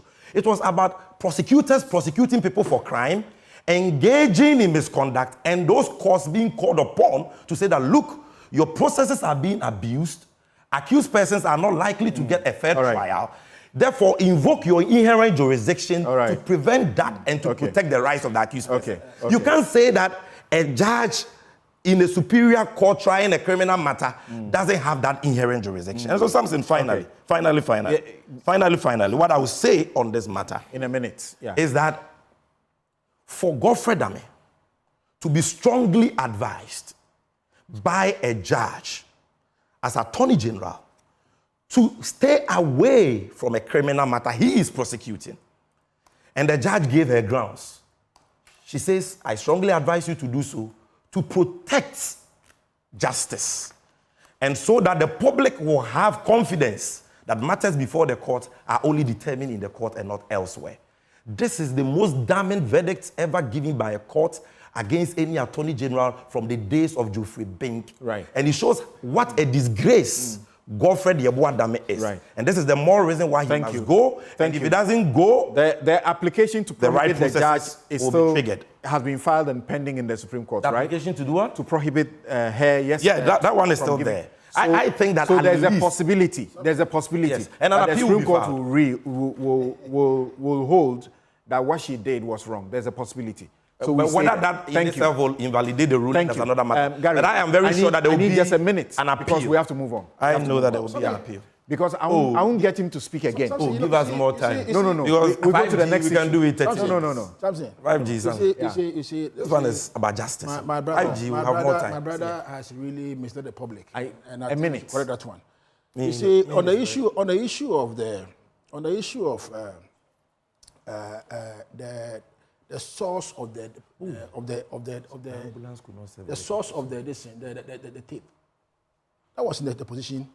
Tados conversed it, and the court overruled it. So you don't say that the court didn't deal with it, that matter. It was overruled in the court, European court. What? I mean, the issue about the source of the tape. No. The source of information of the principal state attorney who testified, who saw that affidavit for Godfrey Dame. So you are missing the issue. Thank you. Look. Yeah. My time is up. You asked the question about something I said about the judge saying that it is settled that the ambulances could not be used. Let me clarify that point in 1 minute. No, Samson. What we disagree? Oh, senior. No. I'm sorry. I'm your okay. So when you are done, you will not interfere with him. No, I will not. I will just do this. I'm holding I will just 2 do minutes. this. Then you will do 2 minutes. The reason why we are saying that statement the judge made was very wrong and unfair is that as we speak, at the time she was giving the ruling on this matter, these 5 applications, it has not been settled per the record of the proceedings that the ambulances in the states they were brought into the country could not be used. What is the evidence of Mr. Jakpa is that the ambulances in the state they were brought in were not supposed to be used. And that there was an agreement to that purpose, that the medical accessories must be shipped later, installed, before they were used. And that if they were even used in the state they were brought in, it was going to void the warranty. That is the same statement differently. No. Could not. If you say, when you are trying people accused of a crime, that already it has been established that the ambulances were not fit or could not be used. That is serious. You are trying to say that already. Could not be used until what you have said ought to have been fitted. No, she didn't say until. She added it. I'm rendering it that way. You see, there has not been any settlement of any facts that the ambulances as they were brought in could not. What the agreement is that, what is the case, the testimony of Jakpa is that the ambulances were not supposed to be used in that state. The ambulances have not even been handed over to the government. Samson. The medical accessories are still at the port for 7 years. Okay. Samson. Okay. So how does the issue of loss even arise? Why will the court to determine? Gary, wait, before you come in. Okay. It has to be made clear here that, in fact, the judge did not make a prejudicial statement. You will see the prejudicial judge statement. the whole thing. You read it. They could not be used is the issue. Okay. Because that is not the testimony of Jakpa. Jakpa's testimony is that they are not meant to be used. I didn't. If you say could not be used, what you're invariably saying is I highlighted it but didn't mark the page. But which page is it? Page 4. Page 4. Thank you. So on page 4, yes, he says, the matter was settled that the ambulances, then she begins to highlight. Yes. In the state that they were delivered, highlight ended. Could not serve any useful purpose. Wait. She doesn't end there. Yes. But the assertion was made per the cross-examination and other evidence put forward, particularly by Jakpa,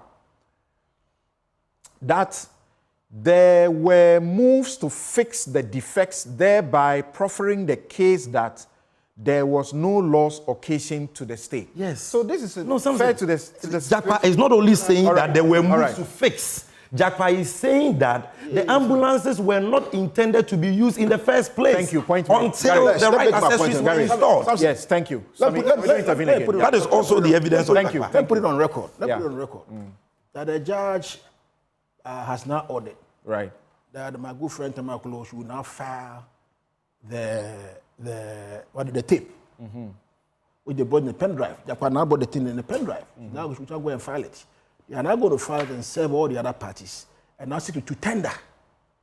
So let me the point be made clear. What was attached to Mr.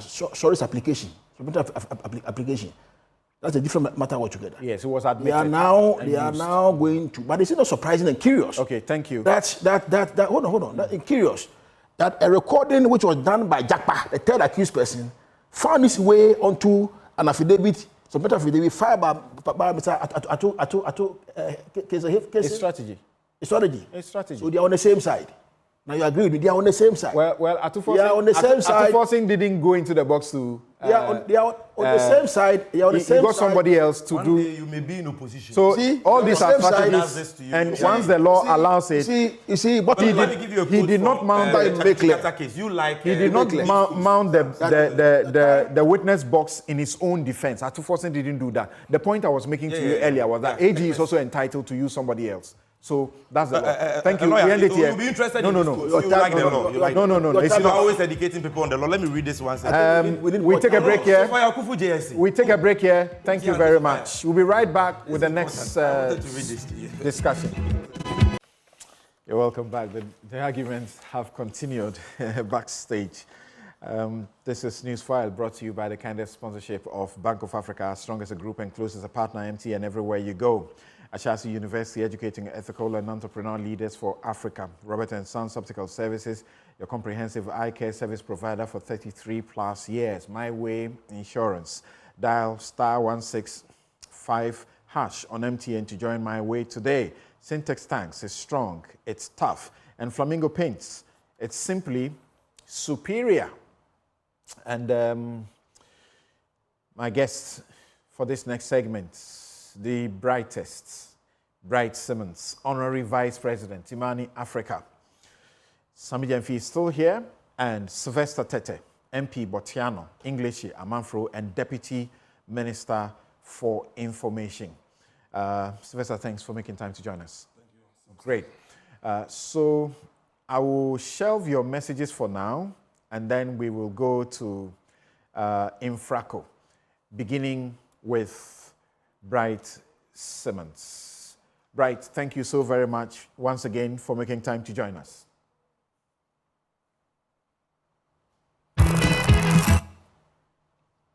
Hello, Bright.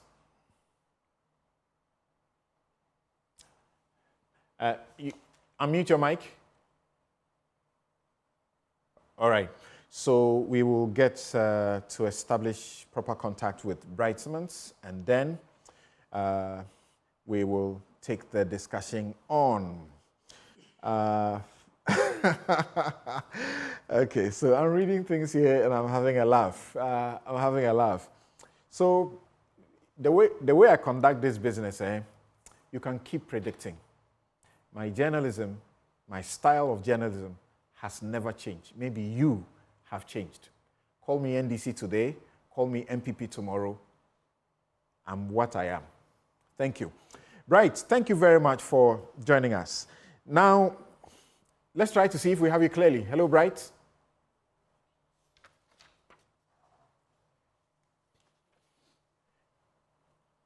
Hello, Samson. Can you hear me now? Great. Perfect. So, thank you for taking the time once again, doing the hard work in terms of making the research to help us to navigate the discussion about this Infraco, NextGen Infraco contract. What is wrong or bad about this deal? When I heard about it and heard about the minister, Esla Osu-Ekofo, I felt there was some comfort in the fact that it was a consortium of about 7 different partners, and they decided to bring all of them together in a special purpose vehicle to deliver this very essential 4 and 5G network across the country for us. What is wrong with it?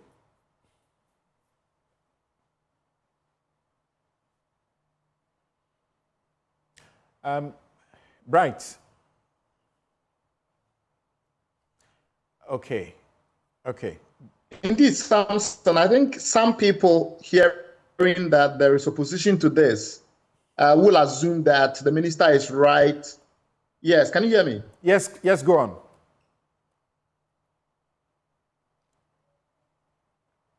Bright, we hear you. Can you hear me, Samson? Yes, please. Yes, I hear you. Hello, Samson? Go ahead, I hear you. Okay, I was just saying that, yes, there is the tendency to think that, okay, very good. I was just saying, Samson, that there is okay, can I proceed?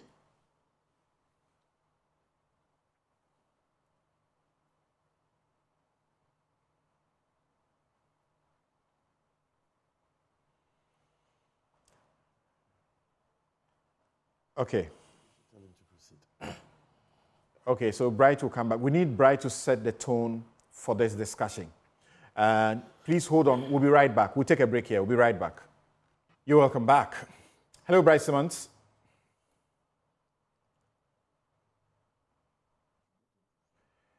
Can you hear me, Samson? Go ahead. Apologies for that, but appears there is we have a bit of a technical problem. So what I was saying is that, yes, I've also heard the minister say in recent times that she thinks this is, pure perpetual pessimism. What I hope to do today is to try and explain very clearly to yourself and your listeners that, we have very cogent policy reasons why we cannot support the arrangement that the minister is pursuing. Before I go into these 5 major challenges, and we call them the 5 Fs. Before I go into them in great detail, first, give me a bit of time to explain the position of the minister and the policy and the background of the policy a little bit. So what the government is saying is that if you read carefully all the things they've said in the past and more recently, that we have a monopoly in the industry, and there's no point being coy about it, that MTN is that monopoly.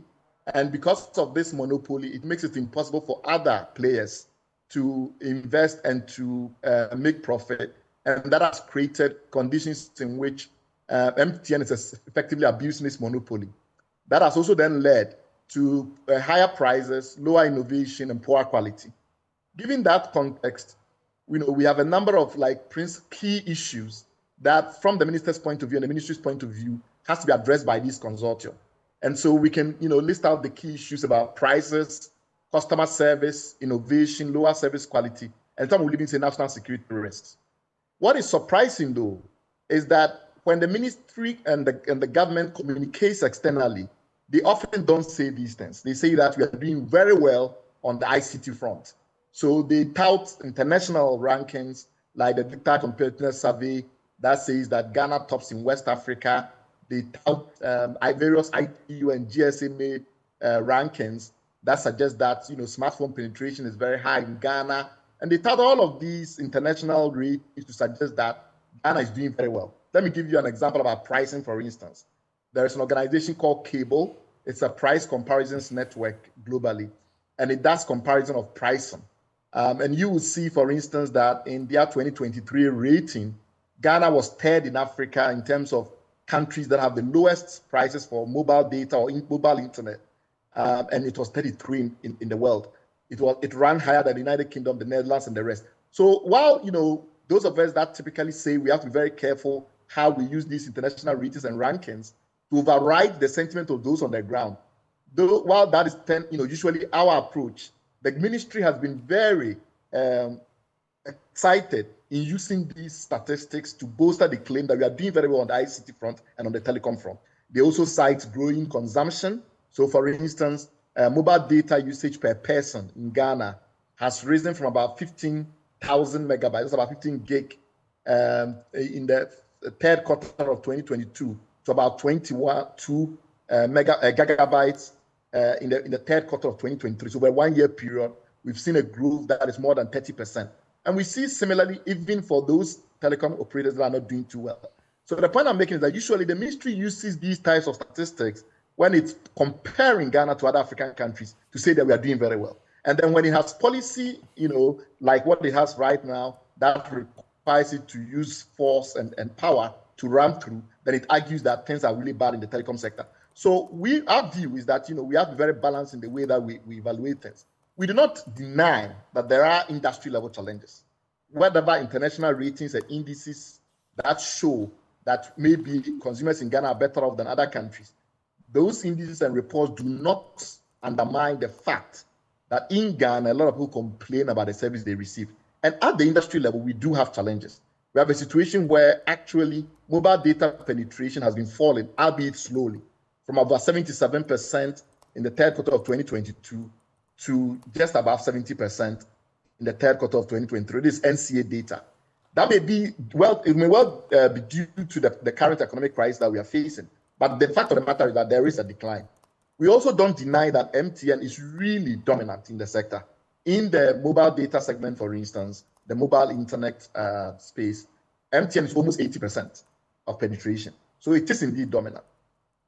We don't also deny that a lot of companies have come in trying to do business in the mobile broadband space to deliver internet to our homes. These were specialized companies, of them, Surfline, Blue Telecom, Broadband Home, Busy Internet, and all of them have collapsed. The only one that is still, theoretically still playing is Telesol. But if you look at, the numbers that they've been reporting, it's very significant. So we've seen just in a 1 year period from the late 2022 to late 2023, the amount of bandwidth that goes through these companies collapsed from about 6.5 thousand gigabytes or thereabouts to nothing.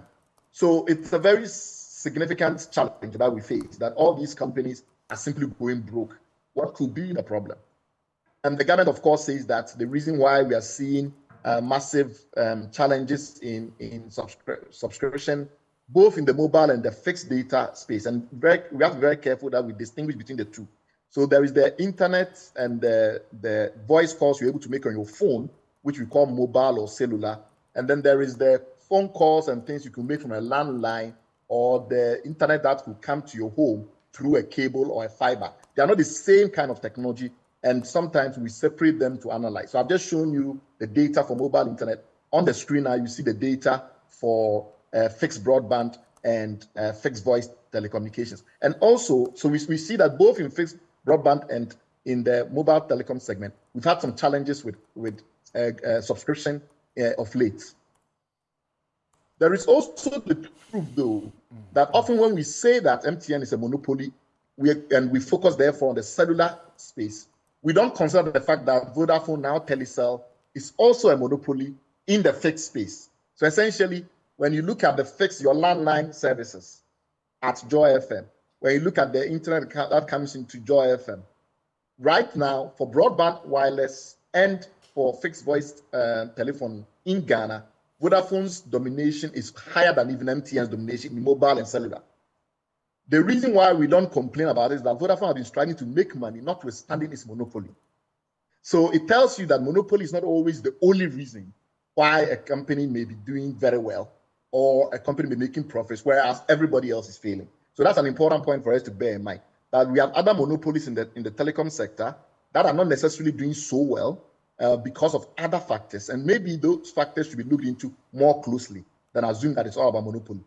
Other background issue that I also thought was important, because it's come up several times, is the ministry's claim that we have only 15% 4G penetration. That data is simply not true, because the NCA, which is its own specialized regulatory agency, tells us that the penetration rate for 4G is almost 30%. And this is as far back as January 2023. So if we use the usual trends in mobile internet that we've seen, I showed you earlier on in the previous graph, we may well be around 40% access to 4G telecommunication. But that is purely on account of the handsets, right? So your handset has to be enabled for you to receive the 4G. If you buy a handset that has no capability to receive 4G, you won't get 4G. So if you ask MTN, they will say that they already have 99.3% of all their cell sites able to deliver 4G. It's just that they don't have enough customers, or rather they don't have all their customers with their handsets that can benefit from that 4G. The ministry may decide not to accept that fact, but nobody has controverted it at the NCA level. We may have to take it for the truth. But let's say, despite all that I've said to you, the fact that the monopoly is not only on MTN side in the mobile and the cellular space, but also we have some monopoly in the fixed space. The fact that 4G is already penetrated all the cell sites, despite what the ministry claims. The fact that what the ministry's claims about 15% penetration is not true. Let's forget all about them and just assume that what has been said is correct, and that is that the MTN monopoly is the source of all the problems that we are facing. Then the question then arises, which is exactly the question that you asked me, is the proposed solution truly viable? And I think that is where we should focus our energy. So accepting that MTN is this monster that is trampling the nation, etc., does not stop us from then beginning to scrutinize the actual solution that the minister has proposed. The minister doesn't explain how, by getting a new company to own the towers that provide 5G, and maybe the fiber optic that connects those towers together, and the cell sites, etc., the micro cell site that you need to use for 5G to work, getting a company to put all that in, or take over one of the existing networks and upgrade it, whatever method that they use. They do not explain clearly how that will lead to MTN becoming less powerful. Because MTN already has the subscribers. And if you say this entity will sell the 5G to anyone that buys on a fair basis, then why wouldn't MTN simply buy those services and continue to provide the services to its existing 4G customers? That is not clear, but there are bigger problems. And these are the 5 main problems that I warned you about. The first problem is that the minister claimed there are big international companies, Tech Mahindra, Nokia, Microsoft, Radisys, which is the company that is affiliated with Geo Reliance, one of the world's largest 5G operators in India. And he's mentioned these companies as part of a consortium. Normally, if you say a consortium, like you rightly pointed out, Samson, you mean that there is a special purpose vehicle in which all the companies have an interest. And that's why you're saying it's a consortium. But when we actually look at the creation details of this entity called NextGen Infraco, which is represented as a consortium, we don't see a consortium. These are the current owners of NextGen Infraco, the shareholders. Integrated Legal Consultants. It's a law firm in Ghana that is run by someone called Olusula Ogundimo. And then we have KNet, but KNet has only 5%, bear that in mind. And then we have Ascend Digital, about which we have a lot to say. Critically, Ascend Digital and Integrated Legal Consultants own almost 95% of the company. But even more fascinatingly, they filed for only one beneficial owner, and that beneficial owner is Olusuna Ogundimo. So by law, and you are the lawyer, if the beneficial owner of the company is Olusula Ogundemu, who is a private legal practitioner and runs a law firm called Integrated Legal Consultants, we cannot in good faith say that we have a consortium represented by a special purpose vehicle that has 7 international companies as members. That is not viable. We also know that, yes, KNet is a very respected, long-standing company in this country. It's been running this stuff for years. Even though it's not a major telco infrastructure provider, it does have some sites in Liberia, in Ghana, where it does provide some rural telecommunication service and the like of it. But the truth is that KNet is also saddled in similar issues around monopoly, imposed monopoly by the ministry. You're probably aware that the private broadcasters, of which Joy is a member, I presume, have sued the government because they are trying to force everyone to pay KNet for access to the national digital terrestrial television platform. That's right. And it's the same issue that we are facing, that the government has imposed a monopoly from nowhere for claims that this particular monopoly is providing contribution-linked services and things like that. So my view is that KNet is now, even though it has its own historical pedigree, is beginning to look as if it's part of this clique of Ascend Digital and others, which we will explain in a moment, typically represented by Integrated Legal Consultants. What do we mean? We mean that since this particular minister took the helms of affairs of our telecommunications matters in this country, we see a number of companies regularly getting contracts from the government. Ascend Digital is one of them. It has an entity called Smart Infraco. It's the company that the World Bank heat transform money to connect post offices, clinics, etc., was given to without approval from the PPA. It did a single sourcing without authorization, went back to the PPA to get ratification. In the Kelmy GVG case, during that tender, it was this Integrated Legal Consultants that I'm mentioning that sent the representatives to represent all the key tenderers. So essentially, you have a tender and you have competing tenderers.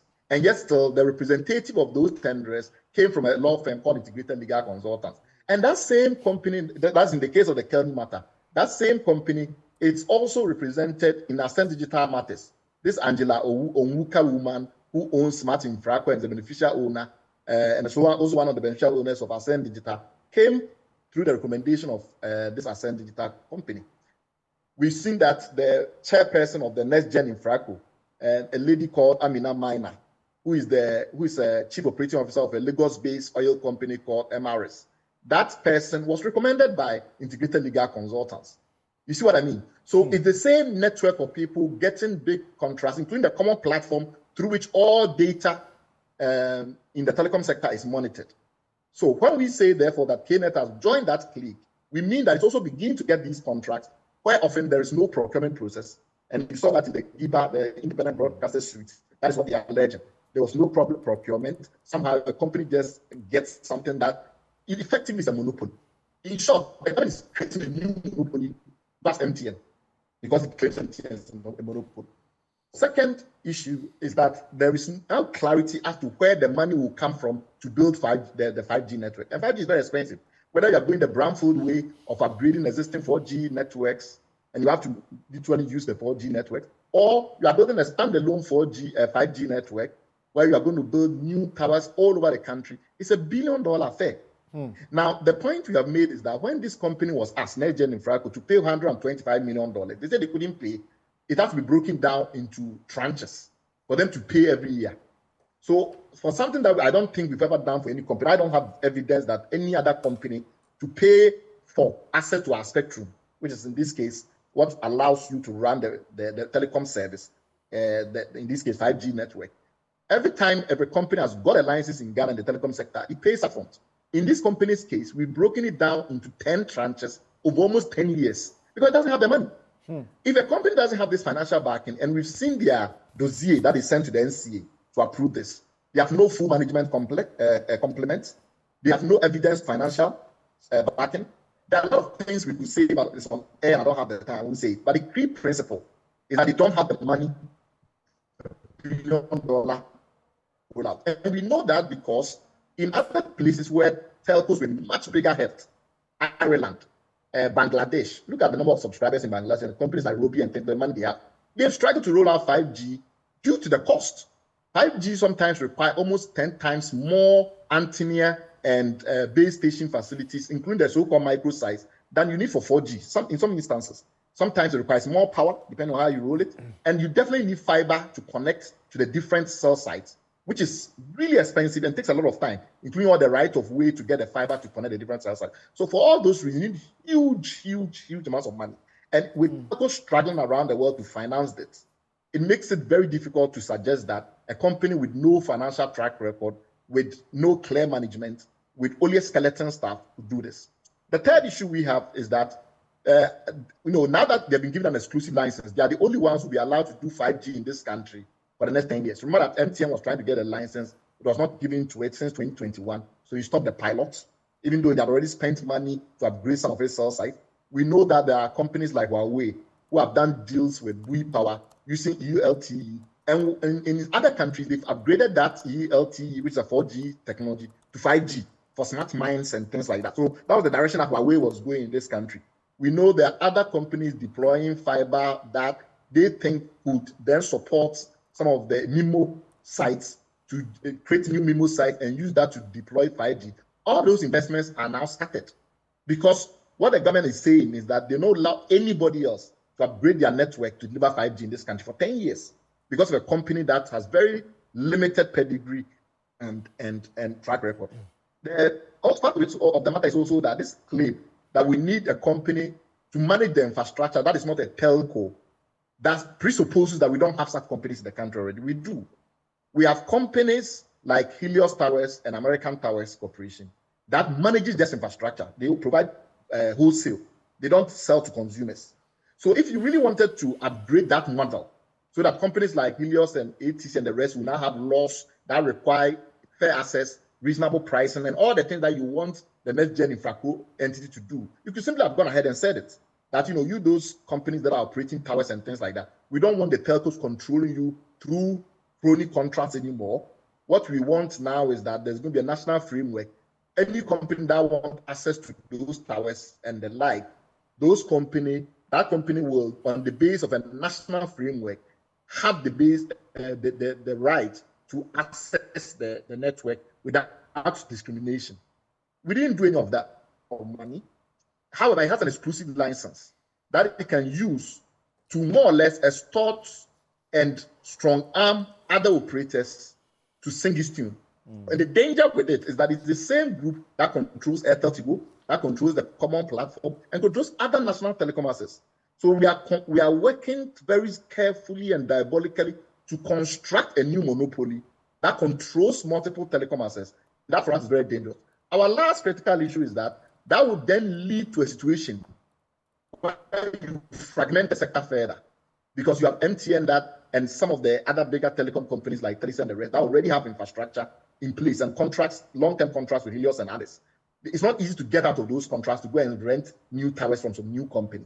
So you have a situation where the company with the biggest subscriber base doesn't get on board this network potentially. Where would the money then come from? Because their subscribers' money that will go to feed this company, to enable this company to continue the rollout nationwide. Our argument is that when you take all of that into account, you come to the conclusion that this will lead to worse outcomes for consumers. Where do we have examples of similar things that have tried this model? And the GSM have documented the outcome very carefully. Kenya, Russia, Rwanda, Mexico, South Africa, all of them abandoned it midstream because it's too complicated, very difficult. The companies have existing contracts, they have their own infrastructure in some cases. It's just so hard to impose that all of them abandoned apart from Rwanda. Rwanda went all the way through from 2017, then 2022, Rwanda backed out because it didn't make sense. And after Rwanda backed out, things are moving on well, nothing has changed. They've just improved their governance of the existing competition laws and the competition framework to make sure that no company can abuse any standing it has. Because, for instance, if you have cell towers more than everyone else, in the Philippines, for instance, the National Open Access Policy requires you to rent it out if some other company wants to use it because of co-location rules. So there's no real reason why we can't use similar things like that.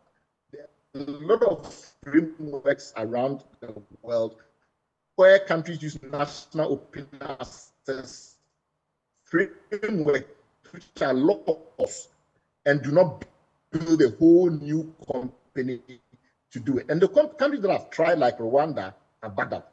Those are the 5 reasons which we say is the 5 Fs, why we are reaching the government's 5G policy with F. It's on account of these main 5 reasons. Happy to answer your questions, Samson. Thank you very much. Right, I would want you to stay with us in the next 20 minutes or so, listen to my guest in the studio, and then you may have a few things to respond to. And that was a presentation by Brad Simmons on what is wrong with this particular contract. Now, Sami, the minority in Parliament have raised a number of issues. The minister, as she told us, that they are going to roll out this 5G. After listening to Bright raise all these issues, you would have allowed the of government to respond. So you raise your further issues, then he will respond to them. All right. This to launch this 5G services across the country within 6 months. Yeah. And they are aiming to expand into Africa. From what Bright tells us, this is not something you can do in 6 months, and even the opacity of the processes and what he calls he called it something trampling. The image he gave was really interesting. You have the elephant and you have a MTN banner on it and so on. So what is the minority saying is the biggest problem, apart from the fact that it ought to go through parliamentary approval and it has not? Yeah, Samson, thank you very much. For those watching, this is a very important subject because this is about you. Once this 5G infrastructure is undertaken and developed and the MNOs are able to utilize it, what it will mean is that we will be having 5G on our phones and on all the electrical gadgets we use that requires internet. And so for every data you buy, for every call you make, the money you are going to pay, the people the money will be going to. That is what we are discussing. That is what the topic is about.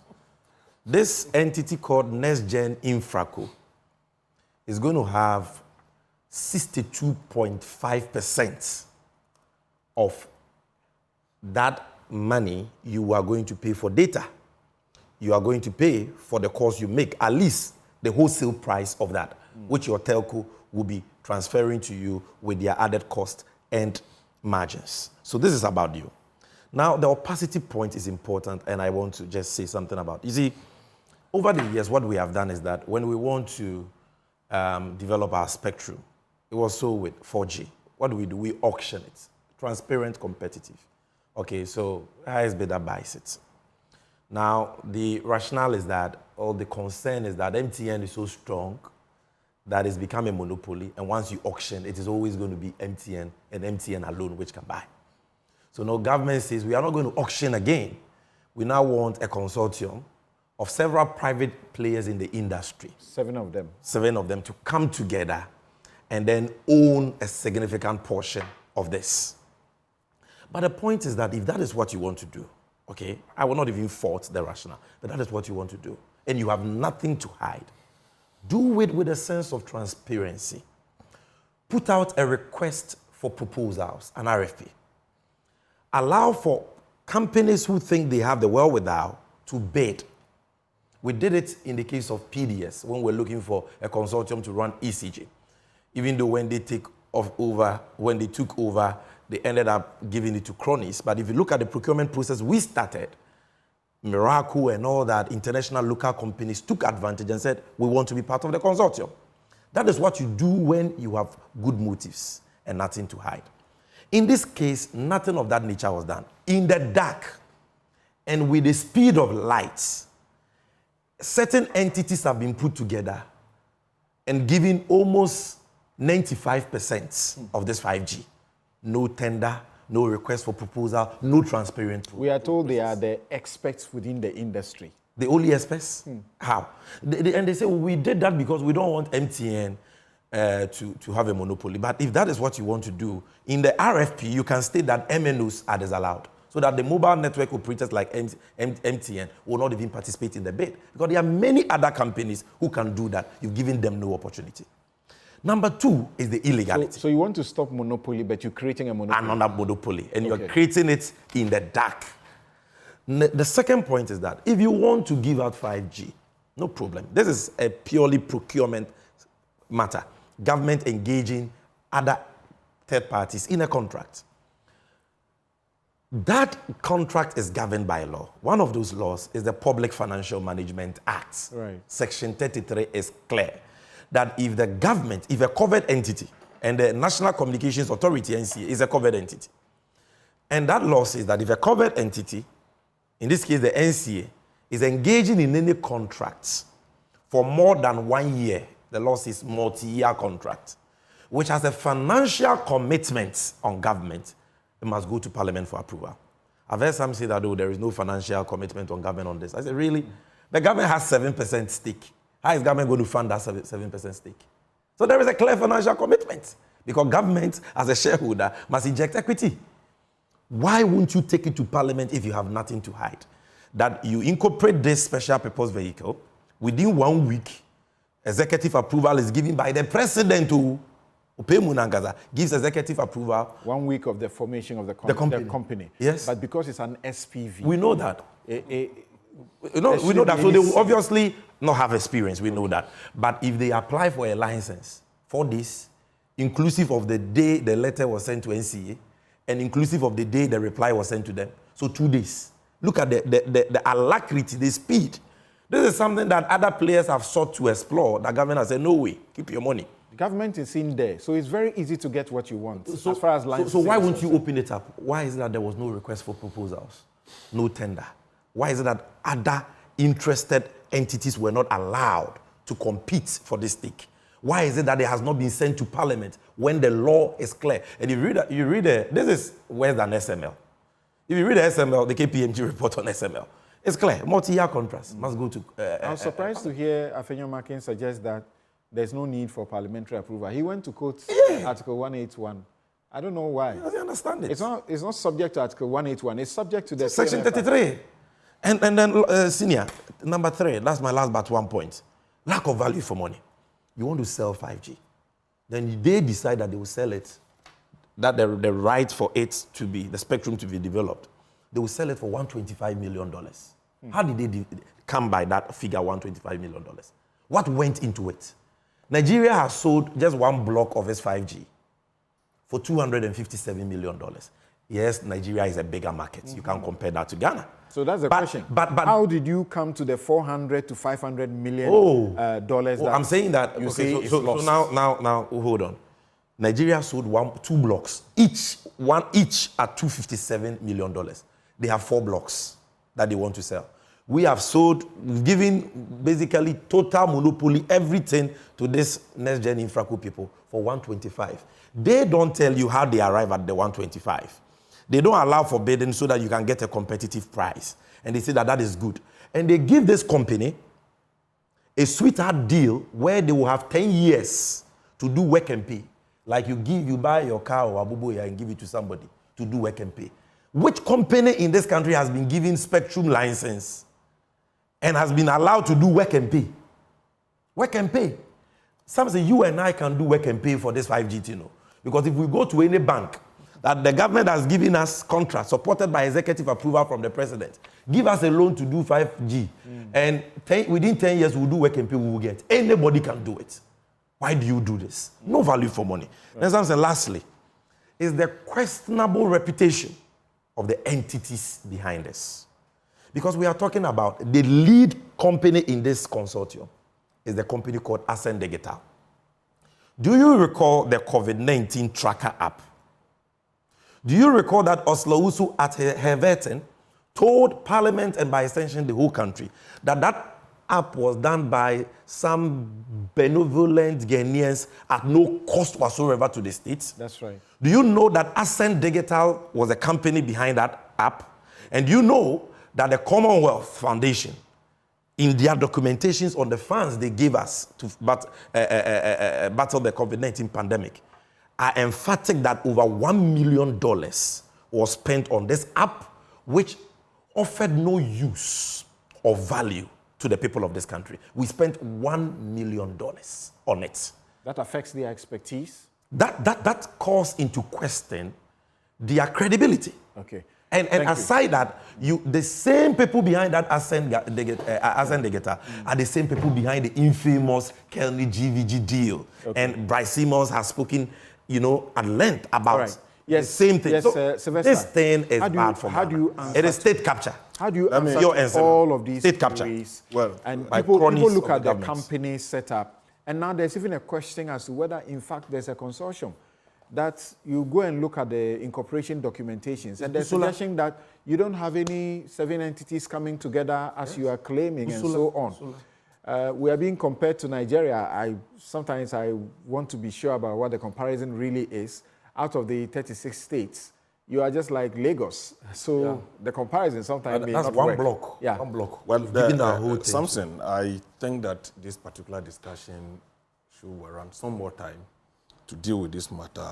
The kind of distortion, misinformation, disinformation being put out there is quite scary. Let's see what you do in the next 10 minutes. Yes, and if you are not careful, I doubt if we could exhaust all these matters. Try and exhaust them. Get to the jugular. I'll do my best, but I'll keep talking until we get this whole thing. I wonder who these people opposing deal are speaking for. If indeed they are speaking for the good people of this country, then indeed they should be applauding the president, and for that matter, Minister for Communication and Digitalization, for the bold decision to have given us an even playing field to ensure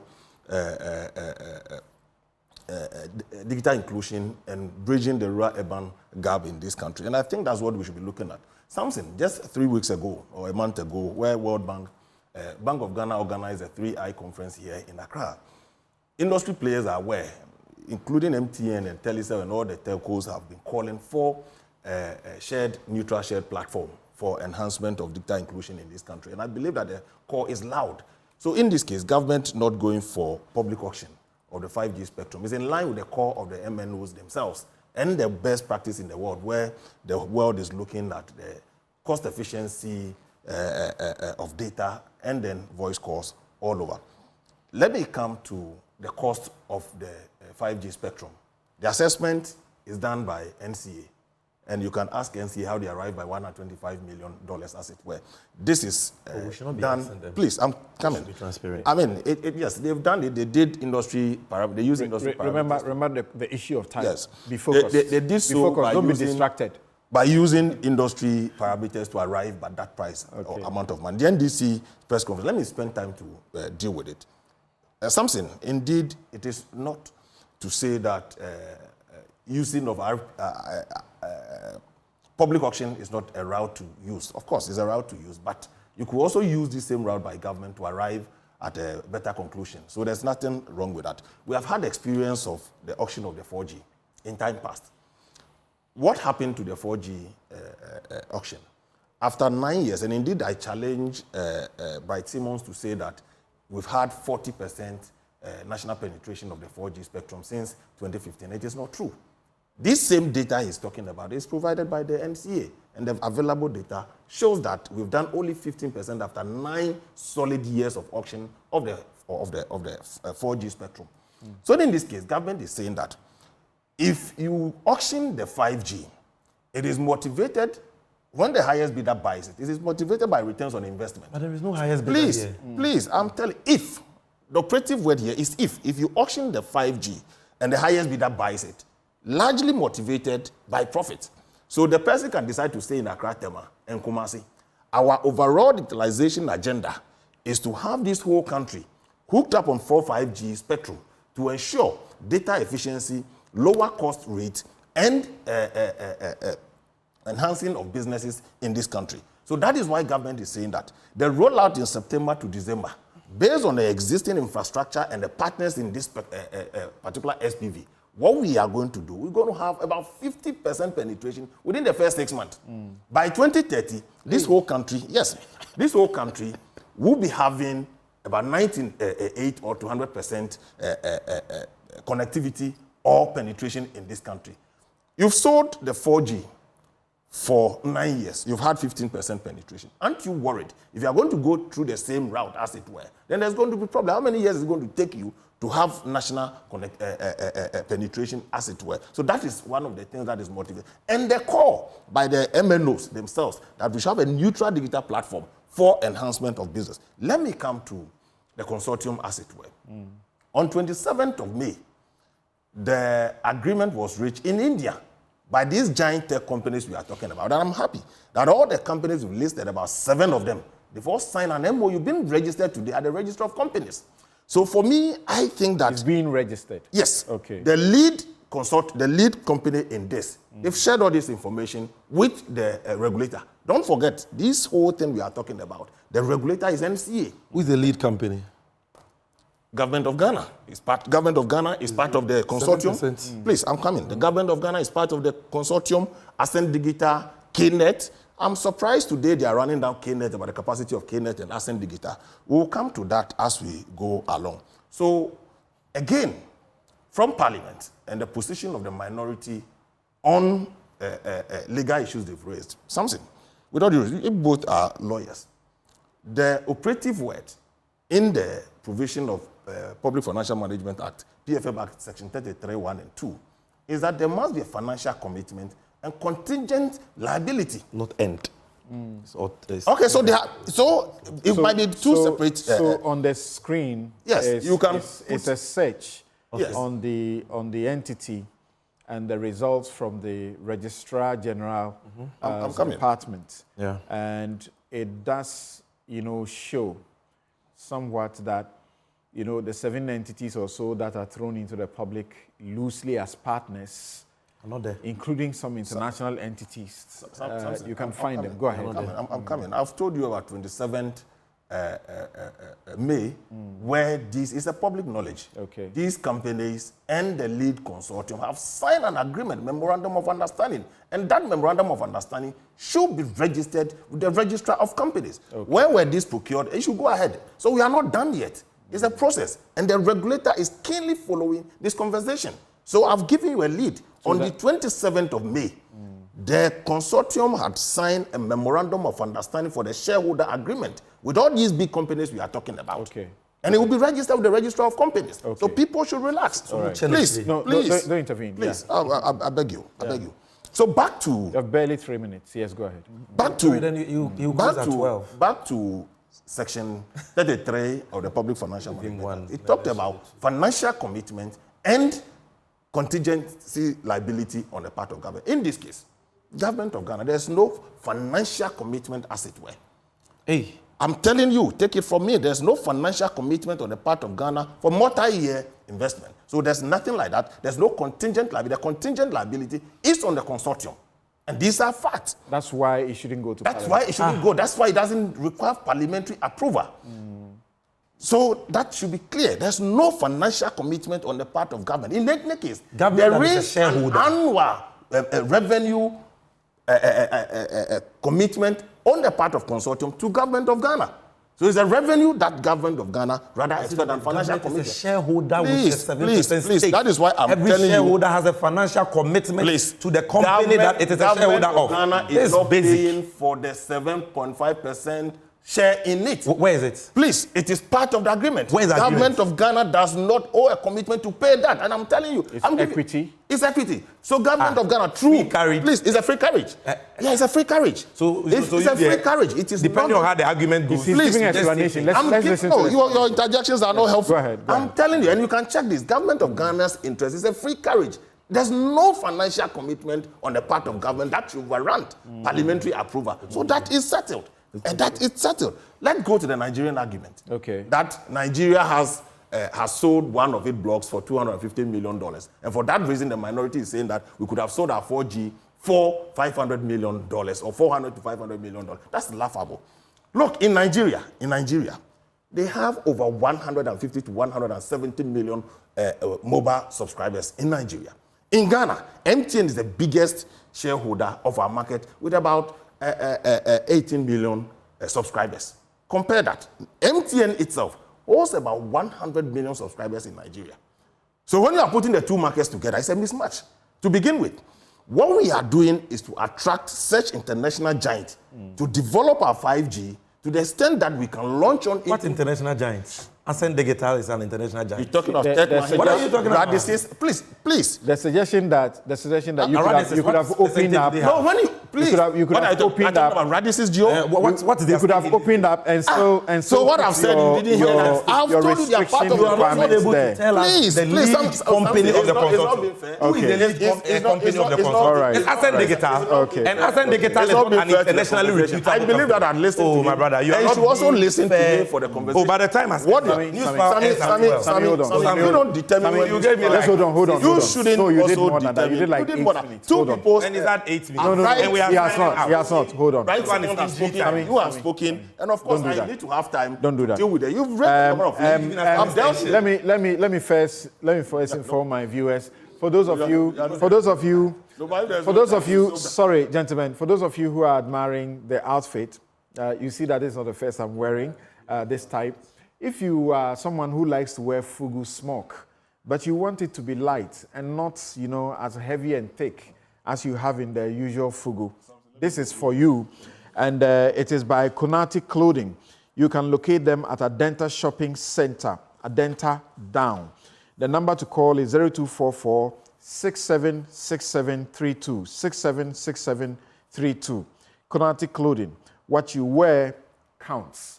And they are giving you 10 to 15% discount if you make an order between now and Father's Day. Let me conclude this. Again. He said the COVID-19 app, government paid money for it. Yes. I'm telling you on authority today. It's here. Government has not paid a dime for the COVID-19. Anybody can Google it. Please. Government paid $1 million for COVID-19 app. Google it. Dime for the Google COVID-19 it. See the app. stories. Let me place that on record. The Commonwealth Foundation report is clear. Finally, on this You mean the money didn't come from government directly? By its public resource. That's what you mean. That's what Government of Ghana has not paid a dime for the COVID-19. So but the COVID money came from IMF. Please. It came from AFDB. It came from the World Bank. So this was money from Commonwealth. I'm sorry, but our time is up. Our time is up. Let me make this final point. Our time is up. Let me make this final point on this SPV. SPV do not require any years of experience to come into existence. Thank you very much. Ghana West. My guests have been Honorary Vice President, Ghana Africa, Sami Jamfi, National Communications Officer, the National Democratic Congress, Sylvester Tete is MP, Botiano English Amanfro, and Deputy Minister for Information. I'm Samson, Lardy, Anyenini. Thanks for your company. Have a good afternoon.